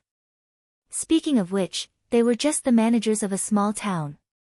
At best, they were just a 7th-grade county magistrate. Now that they were going to meet the so-called emperor, who would not be nervous? Fortunately, Wan Chuncheng, one of the 3 generals of Vietnam province, was training troops near Chu-Yi city. First of all, Chu-Yi city was a coastal town. There was an army stationed here. Once there was any danger, they could be the first-line soldiers to block and buy time for the main army to arrive. Second, the Vietnamese auxiliary soldiers could also help the nearby farmers to harvest crops. In coastal cities, hurricanes could appear at any time. With them there, some unpredictable losses could be reduced. Wan Chuncheng had seen Yang Qindong before. However, at that time, Yang Qindong's status was far from as noble as it was now. When he heard that Bugnam of Gojoseon had appeared in his territory, Wan Chuncheng tidied up his clothes and said to the bodyguard beside him, "Immediately inform Governor Wan of this news. Be quick." At this time, the security of Chu-Yi city's government office had been taken over by the Black Cavalry. They had changed back to their military uniforms and were wearing black armor and black helmets. Only their mouths, noses, and eyes were exposed. With just a glance, a murderous aura rushed over, causing many officials who had not been on the battlefield to be nervous and shocked. As Vietnam province, which was only a province of Yang Xie, the officials here were not all Han people. Among them, a small number of them were from foreign races. These non-human beings were all literate and knowledgeable. Their appearance greatly alleviated the lack of Han officials. It was also because of the existence of these people that the various government offices were able to operate quickly. Once there were any new policies, they would be able to be transmitted to the ears of the people in time. Of course, Yang Qindong had never truly believed in the foreign races. Thus, these people did not occupy any important positions. Not only that, they would also be like the Han officials, adopting the system of transferring officials. That was to say, they could only stay in one place for a maximum of 4 years. After 4 years, they would definitely change places. This could prevent them from joining forces to the greatest extent. Yang Qindong's sudden appearance caused the officials to be surprised and excited. They were excited and somewhat afraid. After all, Yang Qindong had led the 5-star army to expand the territory and killed countless people. Often, wherever the army passed by, countless statues would be erected. Thinking about the scene of those dead people's heads being placed together, only a few people could not help but tremble. After meeting the officials one by one, Yang Qindong smiled and praised them, causing each of the officials to feel as if they were bathed in a spring breeze. Wan Chuncheng, who was at the side, also helped to introduce the names of the officials, their positions, what they were in charge of, their contributions, and so on. This also allowed Yang Qindong to have a more intuitive understanding. After meeting the officials, and at Yang Qindong's request, Wan Chuncheng found the person in charge of Chu-Yi City's Yang newspaper, the so-called reporters, representatives of merchants, representatives of farmers, as well as representatives of the handmade industry and some small factories. Chapter 1354. For 3 whole days, Yang Qindong met with people from all walks of life. He got first-hand information, and through talking with these people, he had a deeper understanding of the situation in Yunnan province. On the night of the 3rd day, the travel-worn governor Wan Shaochen finally arrived at Chu-Yi City and came in front of Yang Qindong. 4 years ago, Lin Qindong ordered the governors to be replaced. Wan Shaochen was transferred from the governor of Laos to the governor of Yunnan province. Although he was called Governor Wan, he was not young, 28 years old. When he first took office, he was only 19 years old. Now that 9 years had passed, the facts had proven that Yang Qindong was right to let his brother-in-law take the position despite the objections of the masses. Just from the results, Yunnan province had always been in the first place, far better than the surrounding provinces such as Laos. Just from this point, it was enough to prove that Wan Shaochen's ability was reassuring. 6th Young Master. After seeing Yang Qindong, tears flowed down from Wan Shaochen's eyes. It was true that he was the governor of Yunnan province, and it seemed that he had a high position and power, equivalent to the master of a force, but he had never had such an awareness in his heart. In his eyes, he was just an official under Yang Qindong. He came to Yunnan province only to start working, in order to better repay Yang Qindong's kindness to the Wan family. Fortunately, his performance did not disappoint, and he did it to make Yang Qindong satisfied. Good, good. Yang Qindong also sighed and stood up, shaking hands with Wan Shaochen. He was naturally very satisfied with his brother-in-law, and the other party's achievements also made him proud. But when he saw the real person, he couldn't help but sigh. The other party's chin had a thick layer of beard. The other party was almost 30 years old, and he was left in Yunnan province for 9 years. He didn't have time to reunite with his family, nor did he have time to mourn for his parents. Speaking of which, he felt sorry for the other party. The two of them held hands and walked down together. Yang Qindong opened his mouth and said, "You've done well. The current development of the Vietnamese province has greatly exceeded my expectations. You've also completed your task well. How about it? Have you thought about changing places?" According to the requirements of the transfer system, the officials would change places every 4 years. It was just that considering that the change of a province's governor would cause a lot of trouble, this system was not implemented so seriously. But in order to prevent the situation from happening, Yang Qindong still decided to change the governor who had been in office for more than 4 years. Just to form a kind of routine, this time he asked for Wan Shaochen's opinion. When he heard that he wanted to change places, Wan Shaochen's eyes lit up first, and then he shook his head. 6th Young Master, although I have done a lot of things here, it is not perfect. There are still some things that have not been completely solved. I want to work for a few more years to solve these problems. There are endless things to be done. Yang Qindong shook his head and said, "You have solved the problem in Yunnan province very well. The next thing will be handed over to others to do. You have to give others a chance to practice.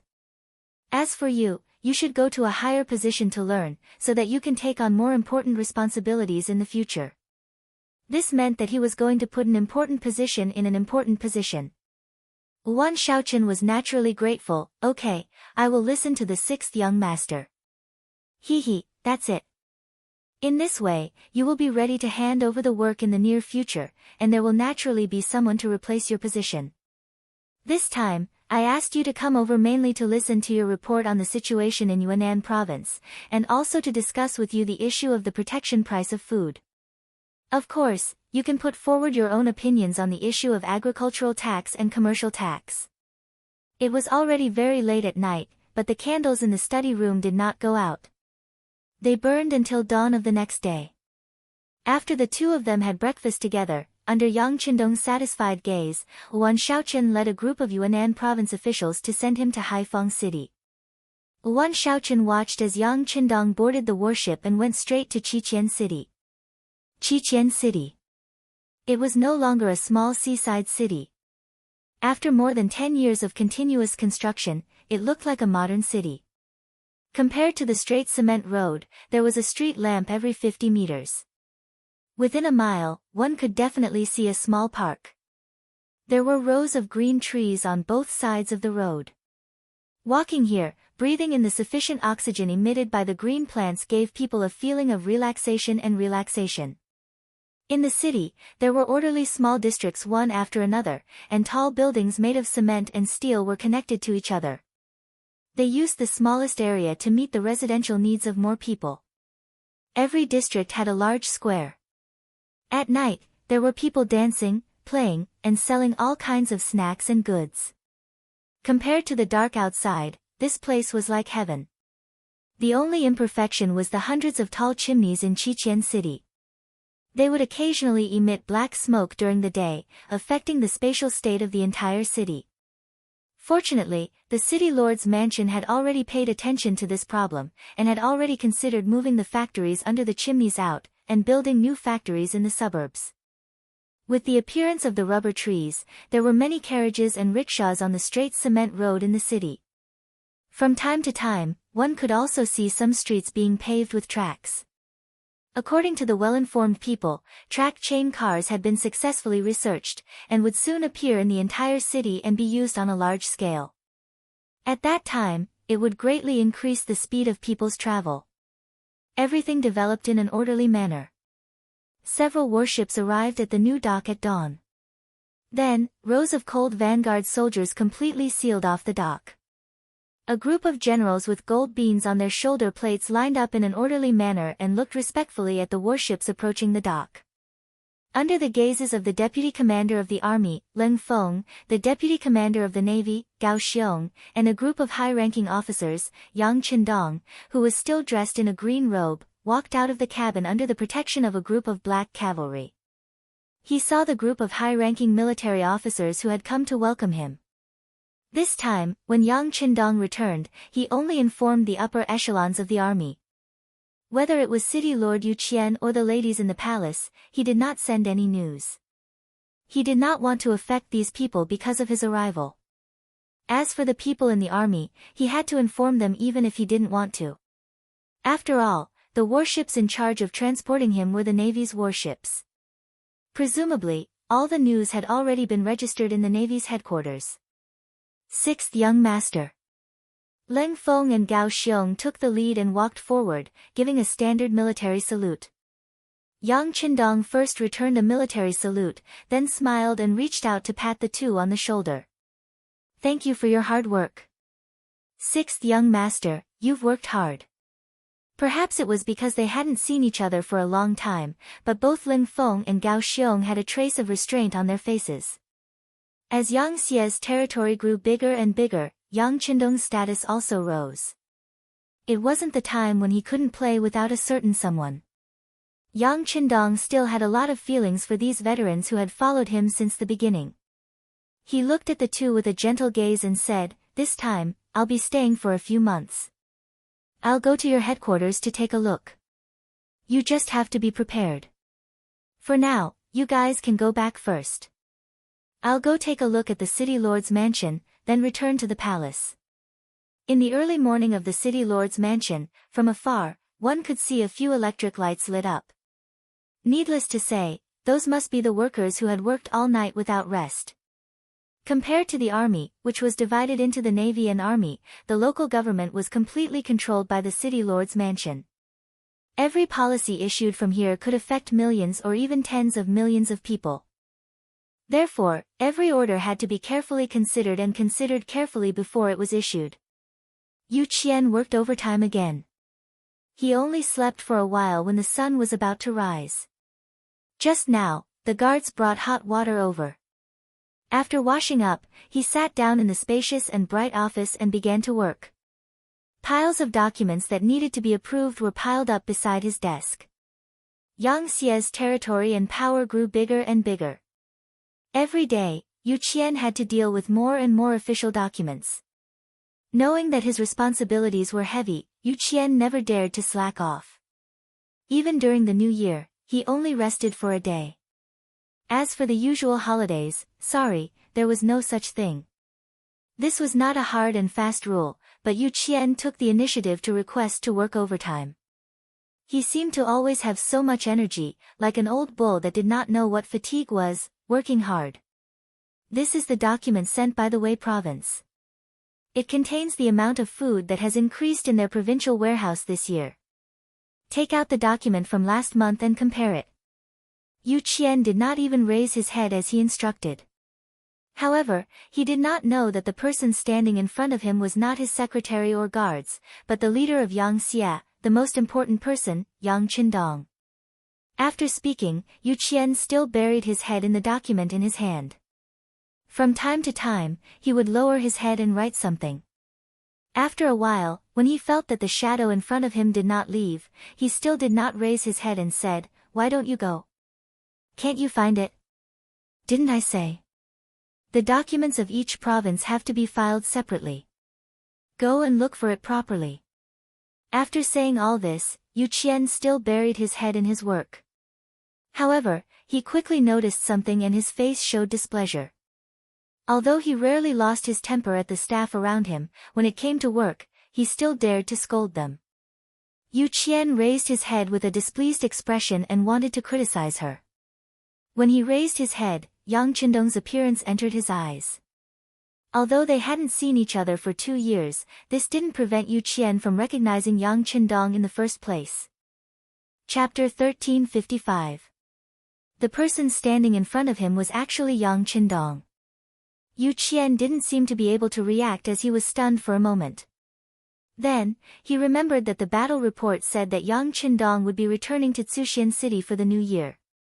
He immediately got up and said, "Greetings to Bug Nam of Gojoseon. Mr. Yu, you don't have to be like this. Quickly get up." Yang Qindong quickly reached out and helped Yu Qian up. Then, he looked touched. Wars were fought for money and stability at the rear.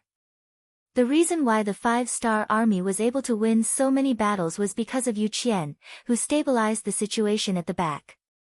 If it had to be said, it would be like the lyrics of the song, "Half of the military metal is mine, half of it is yours." The muscles on Yu Qian's face kept trembling as he was supported by Yang Qindong. His grip on Yang Qindong's hands tightened. "Wu Nan King, you guys fought well." Yu Qian grew up in Great Ming and was used to seeing the people of Great Ming being bullied by other races, especially by the Walla and Tatars. The Great Ming dynasty could only defend and couldn't fight back at all. Yu Qian had once felt sad about this. The so-called Celestial Empire, the so-called 10,000 nations, those were just superficial appearances. It was hard to say when the flames of war would start again. The only thing the Great Ming dynasty could do was to defend the cities. As for the common people outside the cities, they would be bullied, robbed, and even killed. Their money would be stolen, and their houses would be burned down. These were all normal occurrences. Even if the news spread to the imperial court, the officials wouldn't just sigh with the emperor. Other than opening the granary and releasing grain, what else could they do? What could they do? What did they dare to do? Yu Qian was once an official in the imperial court. He was angry about this and fought for it. However, when he saw the treasury's silver and grain recorded in the Ministry of Revenue, there was only silence. The country was too poor and couldn't afford to fight any big or fierce battles. Not to mention the Mongolian cavalry in the vast grasslands. Even if you could defeat them, what would you gain? Those nomads were so poor that they didn't even have an iron pot. What was the point of winning? When the cost and the benefits could not be proportional, sending troops to the grassland would become a slogan and a great challenge for the future generations. Like the stars and the moon in the sky, they could only look at them but could not reach them. Yu Qian even thought that if this continued, sooner or later, the Great Ming dynasty would be destroyed in the hands of these grassland wolves. Just like how Yuan defeated Song, who could defeat Ming? Every time he thought of this matter and looked at the lives of the other courtiers, they did not have to worry about food or clothing. All they did every day was fight for power and profit. This made him deeply disappointed. He could not see any hope, nor did he know if this problem could be solved by his descendants. Now, Yang Qindong's sudden appearance had solved the problem that he thought was impossible to solve. The 5-star army not only defeated the grassland wolves that the Great Ming dynasty's people feared, but they also occupied the grassland, built a city, opened up wastelands, and developed businesses. This allowed countless Han people to live a worry-free life. Even the status of the Han people had been raised. Looking at it now, which of the people under Yang Xie's influence did not feel proud to be a Han person? Yang Qindong had done all these things that they did not dare to think about. As someone with a strong sense of national pride, how could Yu Qian not be grateful? No one was more touched than him about the improvement in the lives of the Han people. After all, he was in contact with this kind of work every day and received detailed data from the various provinces. In Yu Qian's eyes, Yang Qindong was like the savior of the Han people. Now that he saw Yang Qindong, he only wanted to kneel down and kowtow to him on behalf of the tens of thousands of Han people to thank him for his kindness. Yang Qindong noticed Yu Qian's excitement and was affected by it. He couldn't help but say, "Mr. Yu, this is the result of our joint efforts. We fought well because of your logistical support at the rear. No, how can our achievements be compared to those warriors who went to the battlefield to kill the enemy?" Yu Qian said modestly, but these were also his heartfelt words. Yu Qian did not sit on the office chair, and Yang Qindong naturally did not sit there either. The two of them found a sofa and sat down. Then, they talked about Yang Xie's situation. This conversation lasted for more than 2 hours until Beta Persei could not help but remind them, "Young master, it's time to eat." "Oh, look, I'm hungry." Come, bring the food here." Yang Qindong chuckled. Yang Qindong and Yu Qian talked about a lot of things for the entire morning and afternoon. They talked about the protection price of food, the specific division of business tax, and the appointment of some provincial and county officials, as well as the economic growth data. The two of them talked about whatever came to mind. In the end, Yang Qindong said, "Mr. Yu, the people are the foundation of the people. As long as the people are stable, the country will be stable. So, this prince does not want to increase taxes. What do you think? Never increase taxes. What a good benevolent government. Who mentioned the 3 sovereigns and 5 emperors? Who said that during the spring and autumn period? This was a true benevolent ruler.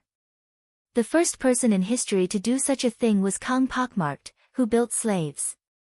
He created a prosperous era of Qing in Qian. It had to be said that Qing pockmarked was very good at bluffing people. Later on, Master Jin and countless Manchurian remnants thought that this was a concrete manifestation of Qing pockmarked's benevolent government. And now, Yang Qindong appeared here. Naturally, this person had nothing to do with it. He became the first person to propose never increasing taxes. Although he was not an emperor, he was better than an emperor, or even better than an emperor. Since he said never to increase taxes, then he would definitely never increase taxes.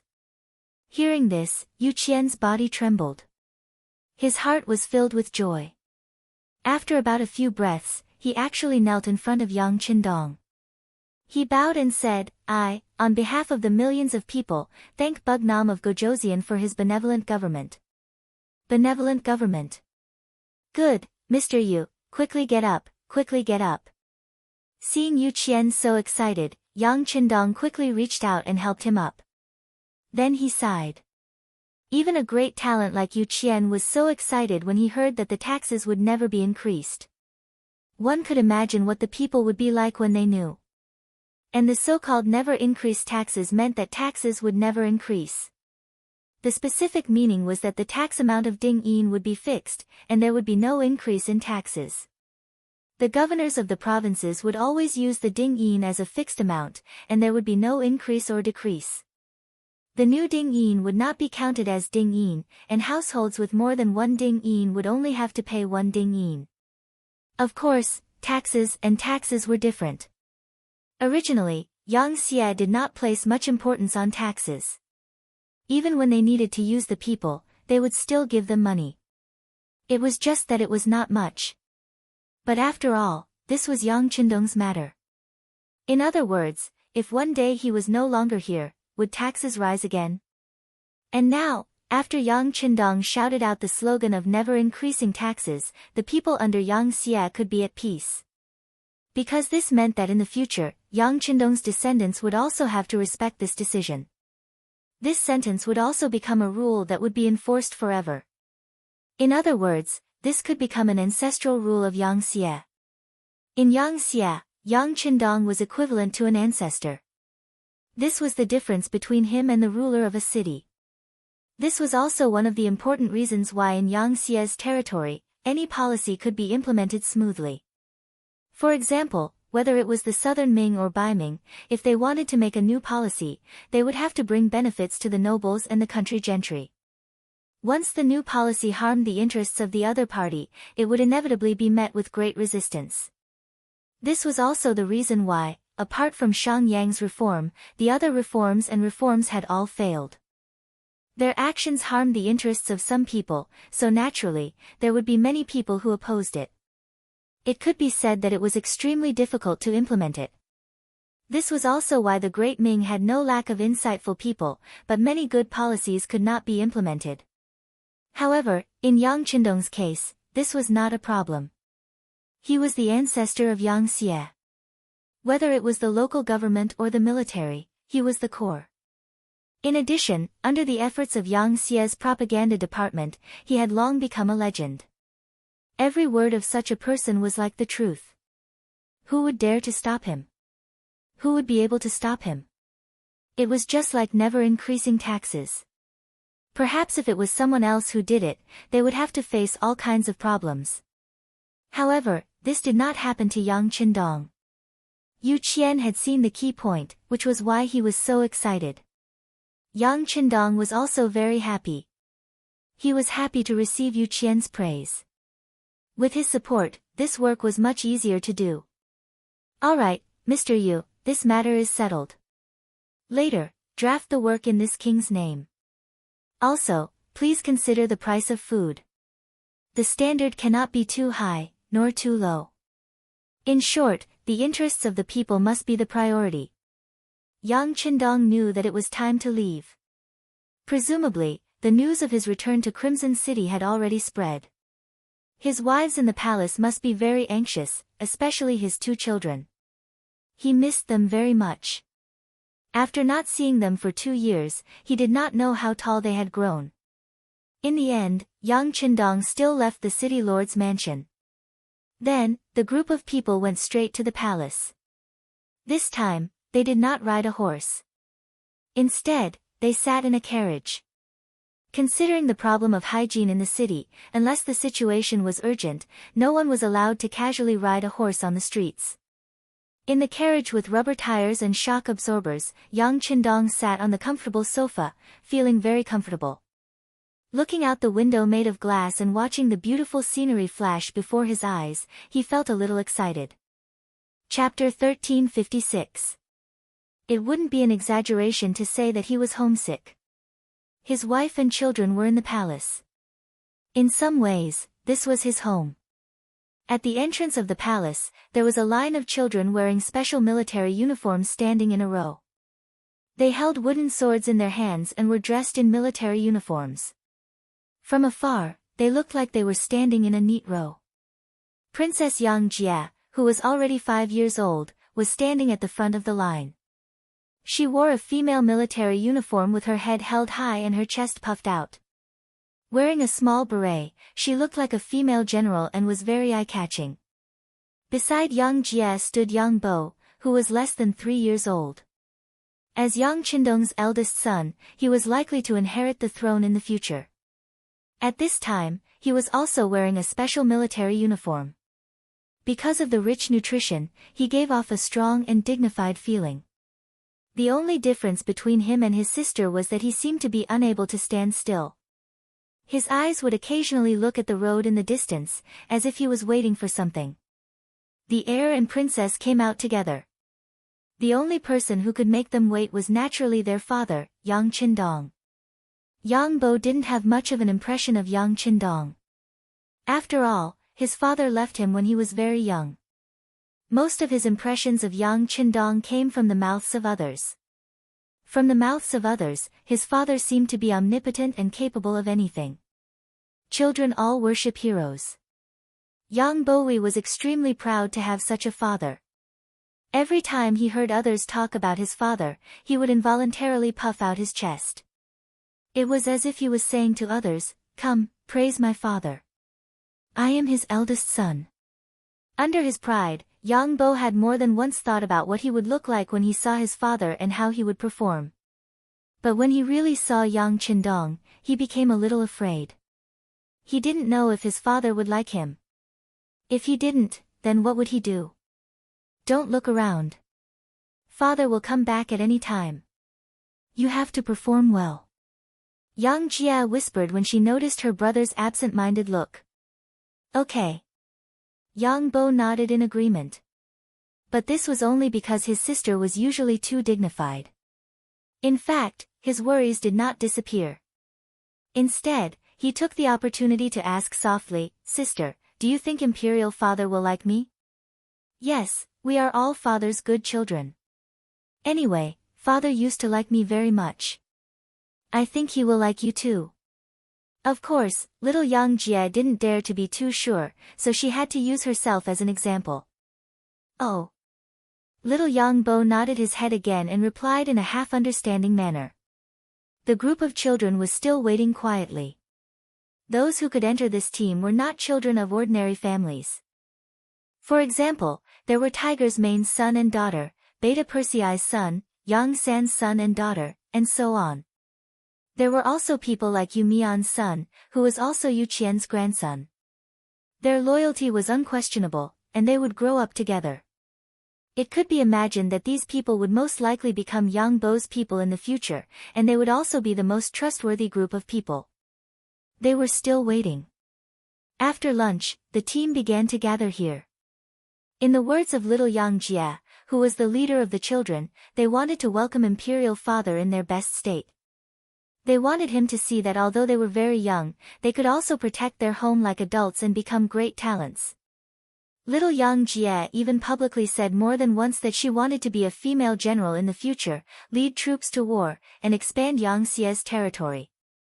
Under the guidance of little Yang Jie, these little friends also had the same idea. They were also fantasizing about one day riding a warhorse and killing in all directions, becoming heroes. The waiting time always felt very long. Fortunately, Yang Qindong's carriage finally appeared. From afar, when a group of carriages came towards the palace and the guards near the palace stood upright and saluted, the children knew that it must be Bugnam of Gojoseon. Sitting in the carriage, Yang Qindong saw the scene of children standing in a row in front of the palace through the transparent glass from afar. At this moment, Yang Wu, who was in charge of welcoming Yang Qindong, sat beside him. "Young master, it's the princess and the prince. They are standing in line to welcome the arrival of the young master." Upon hearing that his daughter and son were in the group, Yang Qindong let go of all his reservations and said loudly, "Isn't this nonsense? It's still very hot at noon today. Who told them to stand here and wait for me? Hurry, speed up, let's hurry over." After the coachman received the order, he immediately cracked the whip and moved forward. Amidst the cracking of the whip, the speed of the carriage increased by a lot. In just a moment, they arrived at the gate of the palace. Then, the carriage stopped and a somewhat anxious figure walked out. Who else could it be but Yang Qindong? With a golden cloak on his body, Yang Qindong became the center of everyone's attention the moment he appeared. As soon as he got down from the carriage, he walked straight to the girl in front of the line, little Yang Jie. Yang Qindong gently picked up little Yang Jia and spun her around in his arms. Immediately, giggles could be heard. Little Yang Jia said without any feeling of unfamiliarity, "Father, spin faster, faster."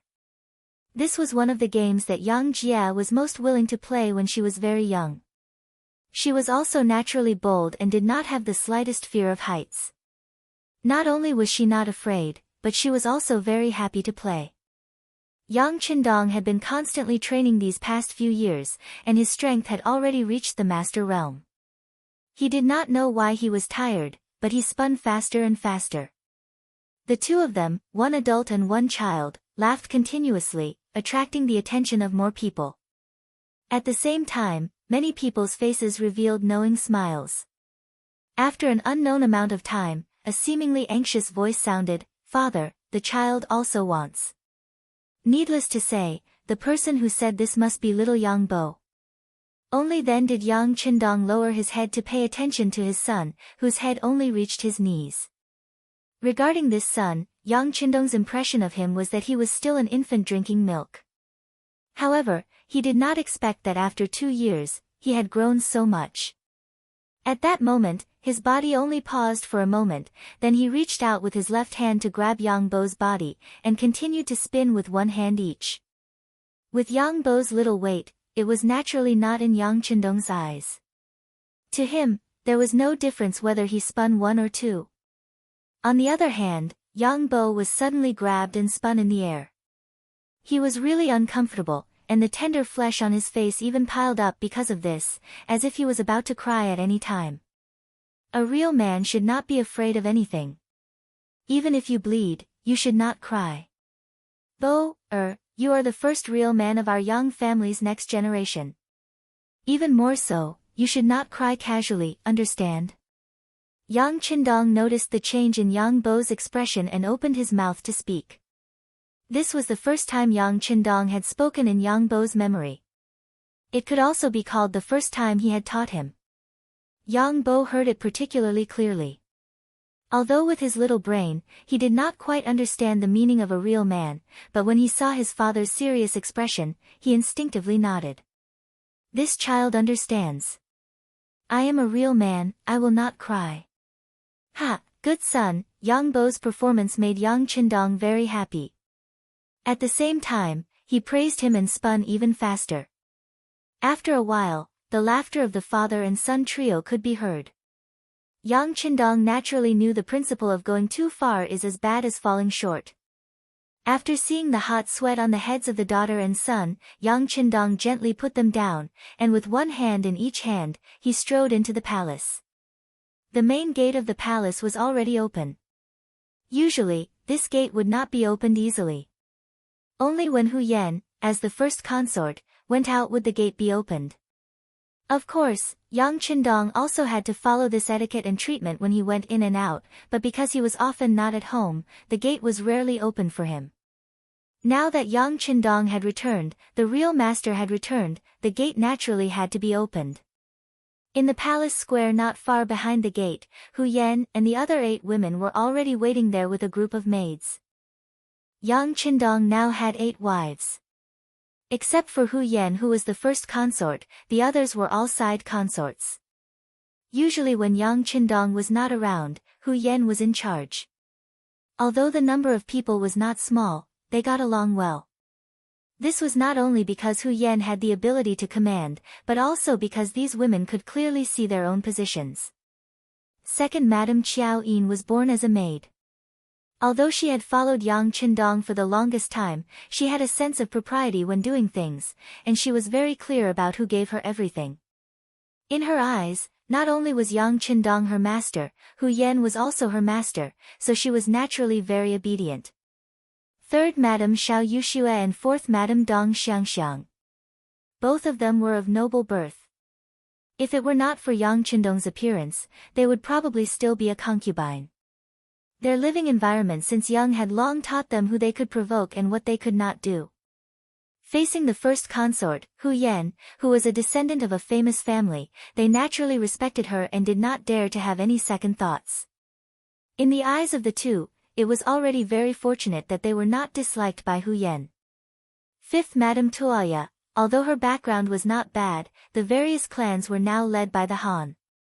Just based on this point, she had fallen far behind. After coming to the palace, there were many things that she had to learn. It was already very fortunate that Hu Yan did not pick on her, so how would she dare to pick on her? Sixth, Madame Wan Xiaoyu.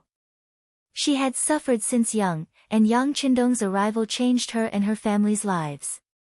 In her eyes, Yang Qindong was her benefactor, and so was Hu Yan. Naturally, there was nothing that she would not listen to and obey.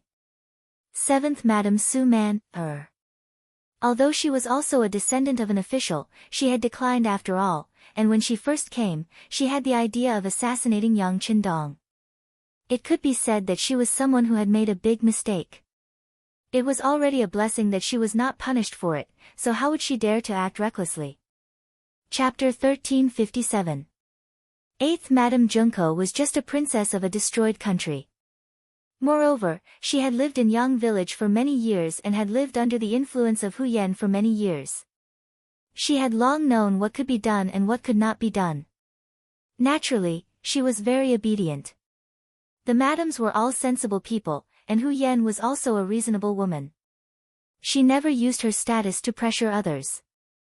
In such a big environment, everyone was naturally good. Not to mention that Yang Qindong had also expressed that his wife did not need to be beautiful, virtuous, or noble. There was only one requirement, and that was that they must be sensible. Otherwise, they would not be fated to be together. If they were not fated to be together, it meant a lot of things. No one dared to make wild guesses. Once they were forced to leave the palace because of immorality, their life would be completely ruined. Although Yang Qindong gave people the feeling that he was very nostalgic, there were some things that could not be challenged lightly. No one could bear the consequences. Under various reasons and circumstances, the atmosphere in the palace was very harmonious. At least, Yang Qindong's important matters had never been delayed because of the harem. He was very satisfied with this point. Holding the small hands of his daughter and son, Yang Qindong immediately quickened his pace when he saw the 8 madams standing in the square waiting for him. He walked toward Hu Yan in the middle of the crowd. Yang Qindong returned to Qixin city. This news did not take long for the whole city to know. Then his figure continued to appear in various places. The munitions factory was the cornerstone of the development of the Yang faction. Accompanied by the chief engineer, Feng Ku, who was also his disciple, Yang Qindong inspected many places for 3 days in a row. He also provided a lot of valuable experience. If one wanted to create a firearm, the raw material had to be qualified first. The iron of ancient times did not meet the requirements. The finished firearms that were created would mostly explode. How to make steel, how to press satin, how to build lathes, the level of technical skills and so on had to complement each other. Fortunately, after years of hard work, there was already a set of effective standards. Yang Qindong didn't know much about these things, but there were many books in the warehouse. When they were taken out and placed in the hands of smart people, they would be able to make use of their advantages. Thus, according to the books, they would be able to create more suitable firearms. The Type 95, rocket launchers, grenades, bullets, and artillery shells had already been formed. Now, the materials were being turned into finished products. There would be more machine tools, and more firearms that Yang Qindong knew would be manufactured. Although it would be a long process, Yang Qindong knew that more haste, less speed. He did not ask Feng Ku to speed up the research. What he needed was a safe and stable development. Remember, every weapon you make has to be up to standard. When the soldiers are fighting at the front lines, they are fighting with their lives on the line. If the weapon is not up to standard, then there will be huge problems. Yang Qindong was in the large conference room of the munitions factory. He had a serious face as he spoke to Feng Ku and the other higher-ups of the munitions factory. The people below were all holding pens and recording with their heads lowered. Occasionally, when they looked up and saw Yang Qindong talking, they all had expressions of admiration and conviction on their faces. In the entire Yangxia, Yang Qindong was the undisputed leader. In the eyes of many people, he was an omnipotent existence. It was also because of his appearance that everyone was able to live a good life that they didn't even dare to imagine before. Because of this, no one in the Yangxia disobeyed his words, and no one didn't believe him. For firearms and weapons that can be produced and used normally, we can add more lathes to ensure quality and quantity. As for how much money you need in this regard, you can apply to Mr. Yu. In this regard, the city lord's mansion will also vigorously support. As he spoke, Yang Qindong nodded lightly to Yu Qian, who was sitting at the side. Yu Qian had been forcibly dragged to the munitions factory by Yang Qindong to participate in this meeting. Ever since he saw that Yu Qian had lost a lot of weight, Yang Qindong decisively gave the order that in the future, Yu Qian's job would be to take care of himself and listen as a supplement. What kind of person was Yu Qian, and how upright he was, the history books had already given the answer. This person was also a person who could see the big picture. This was very rare. It must be said that Yang Xie didn't lack talents. After all, there were so many places for people to display their talents. As long as people were willing to work hard, there was a ready-made platform, and there was no need to be afraid of no results. But among these people, there were still too few who could see the big picture. Perhaps they were loyal enough, but their brains weren't flexible enough. Or perhaps they were clever enough, but they had too many tricks up their sleeves. These kinds of people weren't very useful. Who knew when they would cause a big mess? There were also some people who were steady enough, but they were too inflexible. This wasn't suitable for the rapidly developing young faction. In comparison, there were too few leaders like Yu Qian, who had a strength of character, was very calm, and could change according to the situation. Before a suitable replacement was found, Yu Qian's body naturally needed extra attention. Yang Qindong gave the order that in the future, he didn't need to worry about small things. He only needed to take care of the big things. So he brought Yu Qian with him wherever he went. While letting him relax, he also tried to change his way of working and his body's condition. In fact, Yang Qindong had already changed Yu Qian's life. If he hadn't appeared, Yu Qian would have been dead for more than 2 years. Yu Qian carefully listened to Yang Qindong's instructions to the munitions factory, nodding from time to time. In the past, it wasn't that he didn't pay attention to the munitions factory. It was just that he didn't understand the rules here. Usually, he only saw some words written on paper, and then some instructions on how to transfer money. Now that he was following Yang Qindong, he had a more intuitive understanding of the situation here. Of course, he knew the importance of the munitions factory. He immediately nodded. "King, don't worry." Unknowingly, Yu Qian also finally changed the way he addressed Yang Qindong. Just the word "king" was enough to prove that he recognized the other party in his heart. Speaking of which, people like Yu Qian had a very strong sense of loyalty to the king. Although the ancients often said that water could carry a boat, it could also sink a boat. They also often said that the people were the foundation of the country. But how many people could really do that? Even the previous Yu Qian couldn't do it. When there was a conflict between the king and the people, he would still consider things from the king's side. But now, after seeing Yang Qindong's actions, seeing the Han people living under the Yang Xie's rule, and seeing how the Han people's lives were much better than before, and how the Han people were beginning to show their value, bringing all kinds of benefits to the Yang Xie, he finally understood. The people. Just how powerful was the people? He finally understood what it meant to be a true citizen. He also finally understood that the people he served before were only the scholar officials and country gentry. He also finally understood that he had taken many detours before. Only the people at the bottom could represent the will of the people.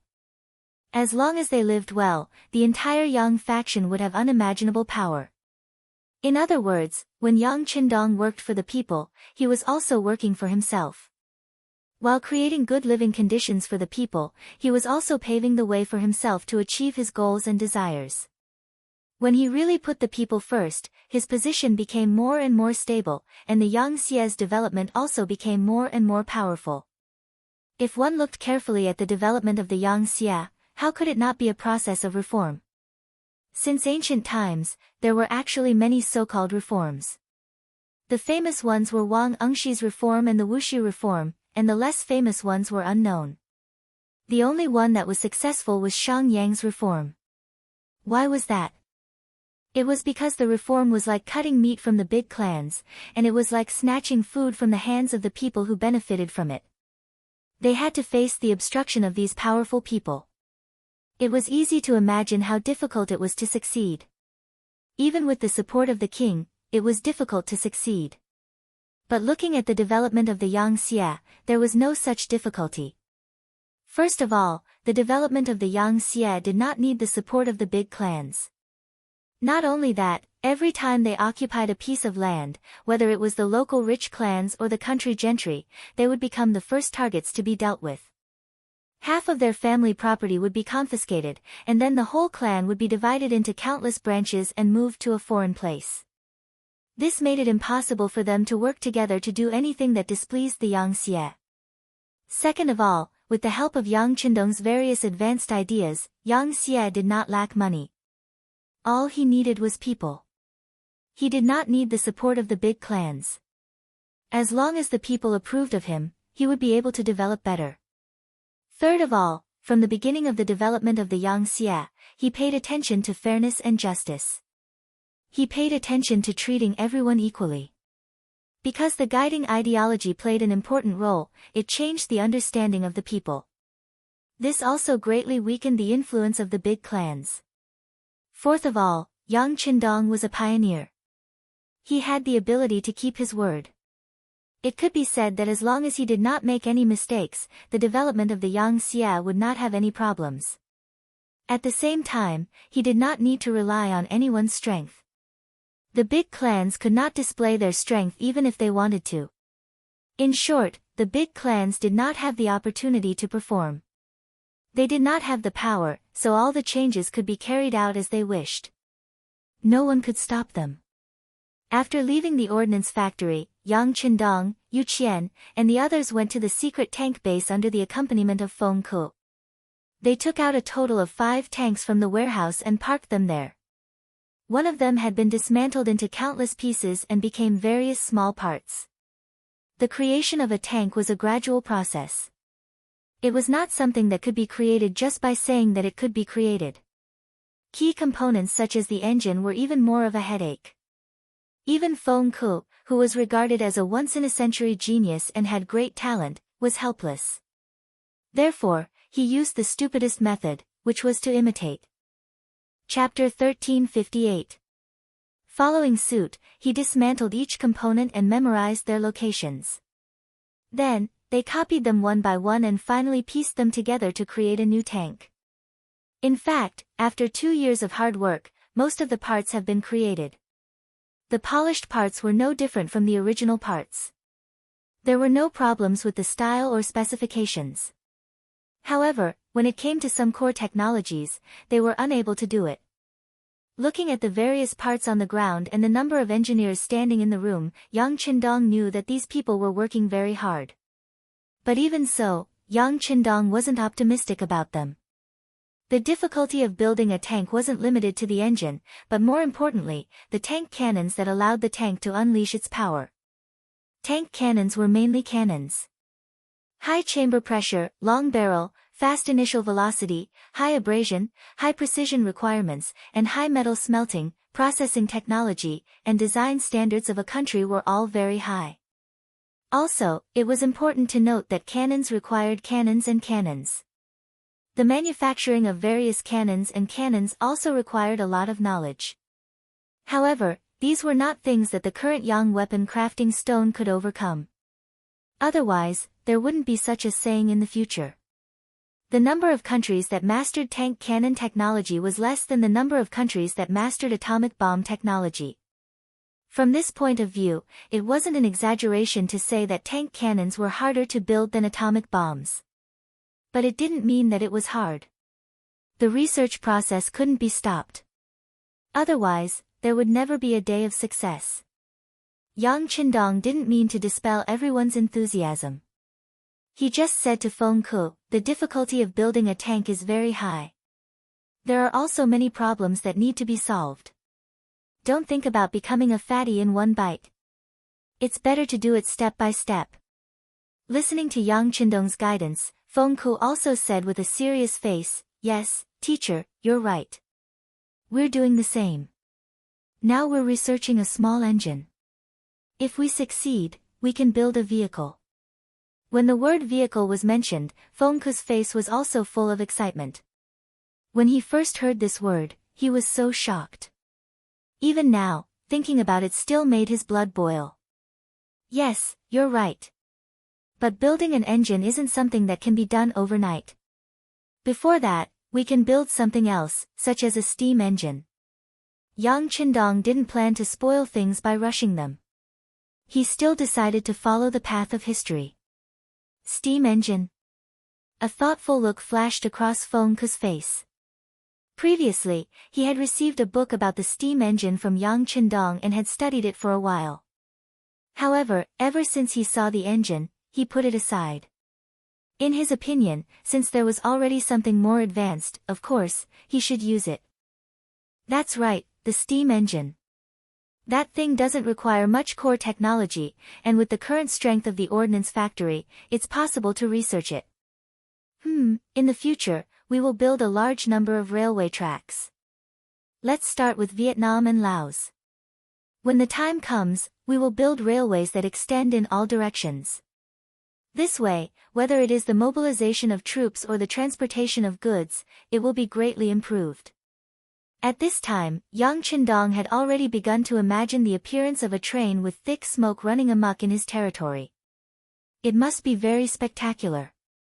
In this way, the transportation under his rule would be greatly improved. In the future, no matter where he went, not only would it greatly shorten the time, even if there was a problem, reinforcements would also arrive in the shortest time possible. It would also play a great role in promoting the security and stability of the forces and the allocation of goods. This was no longer a discussion, but an order. Feng Ke also knew that he was too anxious for success, so he nodded heavily. Yes, teacher, this student will immediately adjust the direction of the research. Yang Qindong was also very satisfied with Feng Ke's performance, but he didn't want to dampen his enthusiasm. After thinking for a while, he said, "How about this, the engineers who are researching the engine don't have to stop. I will get some small engines for you to use later." As he said this, Yang Qindong sighed in his heart, it's time to get some vehicles used by the army. Not only were there weapons and ammunition in the warehouse, there were also quite a few vehicles. There were even some very old military three-wheeled motorcycles. Relatively speaking, their manufacturing was simpler, and the structure of the engine was easier to imitate. It was suitable for the engineers to study. As for how to explain the appearance of these things, even tanks had appeared, so was there a need to be afraid that they wouldn't be able to explain it clearly? Small engines? Hearing this, Feng Ke's eyes lit up. He seemed to have thought of something, and couldn't help but ask in excitement, "Teacher, did you find something in the mountains?" Previously, in order to explain how the tanks and weapons and ammunition appeared, Yang Qindong had told Feng Ke and the others that they were all found in a mysterious mountain. After Yang Qindong had already told the students that this world didn't exist independently, and that it was likely that there were other high-tech civilizations, the students were no longer unfamiliar with the term UFO. The latter explanation was that these things found in the mountains were very likely products of other worlds, but they were accidentally forgotten in a certain mountain. Although it sounded ridiculous, at least it was an explanation. What was more important was that Feng Ke and the others believed him, which saved Yang Qindong a lot of time and effort. And just 3 days after the inspection of the munitions factory, more than a dozen military three-wheeled motorcycles, four-wheeled cars, and trucks appeared in the most heavily guarded tank test area of the munitions factory. Of course, these were all done in secret, and outsiders didn't know about it. Yang Qindong had long focused on other aspects. Under the company of Governor Yu Qian, they walked around the other factories for the past few days. At this time, other than the fact that there were no cars on the streets, Qian City was no different from a city during the Republic of China. Walking on the wide road, all kinds of carriages and rickshaws could be seen everywhere. On both sides of the road, all kinds of shops had sprung up like bamboo shoots after the rain. For example, there were clothing stores, department stores, food stores, theaters, and hotels. They had everything that one could think of. Compared to the restaurants, inns, and silk shops of the outside world, it was like heaven and earth. Once an outsider entered here, it was like Granny Lu entering the Grand View Garden. Their eyes were not enough to take in everything. Among these outsiders was the Spanish merchant, also known as François Garcia. As the Kingdom of Spain was very developed in the maritime industry, when the sea route was continuously opened up by them, a large number of adventurous merchants set up fleets and began to travel everywhere. One after another, they discovered unfamiliar places and made a lot of money. Whenever these sea merchants appeared in a place, if they were strong and their opponents were weak, they would directly destroy and plunder them. If their opponents were strong, they would lower their noble heads and trade with them. While reaping huge profits, they would also think of ways to exploit your strengths and find your weaknesses to give you a fatal blow. Rather than saying that they were adventurers and merchants, it was more accurate to say that they were pirates of the sea. Garcia was one of the pirates. When the other merchants were still targeting the Western world, he had already braved the wind and waves to the east. Fortunately, he appeared in Qing City. After stating that he was a merchant of the Kingdom of Spain, he was allowed to enter the port and come to Qing City. Just like how the Western countries wanted to understand the Eastern world, Yang Xie's Navy Department also wanted to know about the outside world. After a few years of preparation, they didn't know how many ships they had sent, and they completely understood the terrain of the nearby seas. Now, they were stretching out even further. The arrival of merchants like Garcia was also welcomed by the Navy Department. Their arrival often brought a lot of information that they didn't know about. In this way, they could easily obtain more knowledge. After being welcomed by Yang Xie's navy, Garcia stepped into Qing City and his eyes were dazzled. Along the way from Spain, apart from a limited number of places, most of the areas gave him the impression that they were very poor. Apart from some nobles who were still living well, the ordinary people were too poor. He even saw a lot of cannibalism. In some places, he often only needed to pay the price of a meal to get the local people to do anything for him. After a long time, this feeling gave Garcia a sense of superiority. In his heart, although the world was very big, no one could be stronger than the Kingdom of Spain. Oh, maybe the Kingdom of England was also not bad, but their strength was only about the same. In this era, in the West, England and Spain were indeed the strongest. As for the other countries, they were either very weak or had yet to become independent. What's more, Xiaomei was not even born yet. With this kind of arrogance, Garcia thought that he was better than others, and looked at everyone as if they were country bumpkins. When he came to Qing City, he was really shocked. If he didn't see it with his own eyes, he wouldn't have imagined that there was such a strong country on the other side of the sea. There was a straight and wide road here, a clean and hygienic environment here, a street lamp that was as bright as the sun here, a skyscraper that he had to raise his head to see the roof of the building here, in short, there were too many beautiful scenery here that he couldn't imagine before. More importantly, the economy here was very developed, and there were many things that he couldn't imagine. Chapter 1359. There were all kinds of luxurious clothes and silky fabrics that he had never seen before. There were all kinds of delicious food and drinks that he had never seen before. There was even wine that was unique to the West and had never been seen in the East. Living in a high-rise building with electric lights, with elevators that could be used to go up and down. It was beyond his imagination. Bicycles were everywhere, vans and carriages could be seen everywhere. What's more, it was very comfortable to sit on them, there wasn't any bumps at all. It was much more comfortable than the carriages of the nobles and even the royal family. Garcia was surprised, but at the same time, the ambition in his heart was ignited. He was thinking, if these good things were introduced to Spain, how much wealth would it bring him? With this goal in mind, he continued to work hard to achieve it. When the Navy sent someone to contact him, he was very enthusiastic, giving the impression that he knew everything, but only he knew what was true and what was false.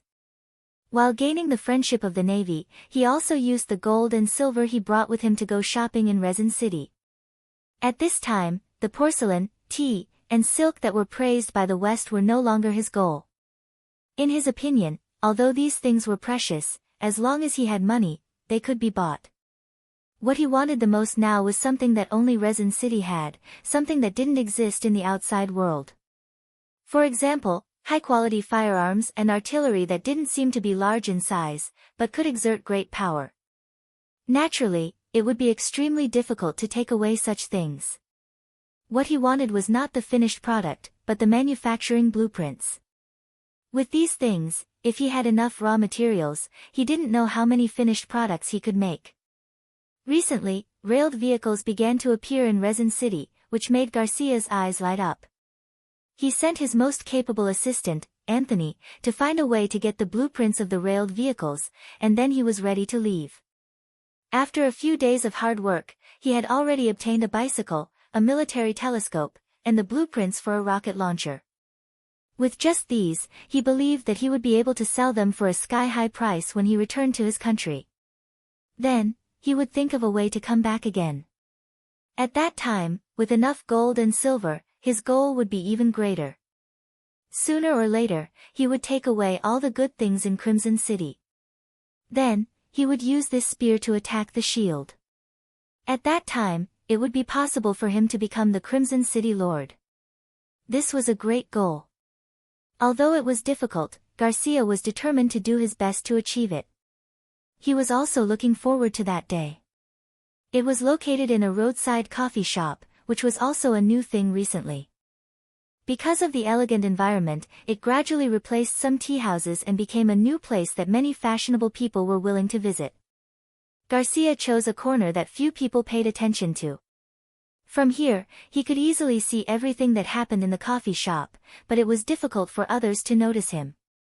After drinking a cup of coffee, he was still savoring the aroma in his mouth. Suddenly, the door of the coffee shop opened, and the tall, fair-skinned assistant, Anthony, appeared.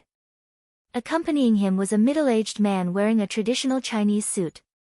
He wasn't tall, but he already had a big belly. When the person entered the cafe, he had an arrogant look on his face. After looking around and spotting Garcia in the corner, he strode over with his feet splayed outwards. When he walked, he purposely put his hands behind his back.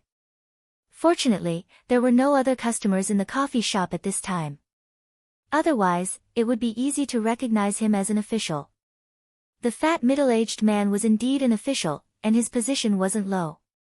He was the director of the Commerce Department's External Relations Department, Qing. When Garcia first came here, he was the first person he interacted with. His face was full of fat, and his small eyes were filled with greed. It was also because of his appearance that Garcia, who had met countless people along the way, gave him his first sum of money. After that, he received good treatment. For example, his accommodation was arranged by Qing. Although he had to pay a hefty sum of money, it was very comfortable. Not only were there electric lights, but there was also 24-hour hot water and a comfortable sofa. It was almost unimaginable outside of Resin City. Garcia later asked around and found out that not all foreign businessmen could enjoy such treatment.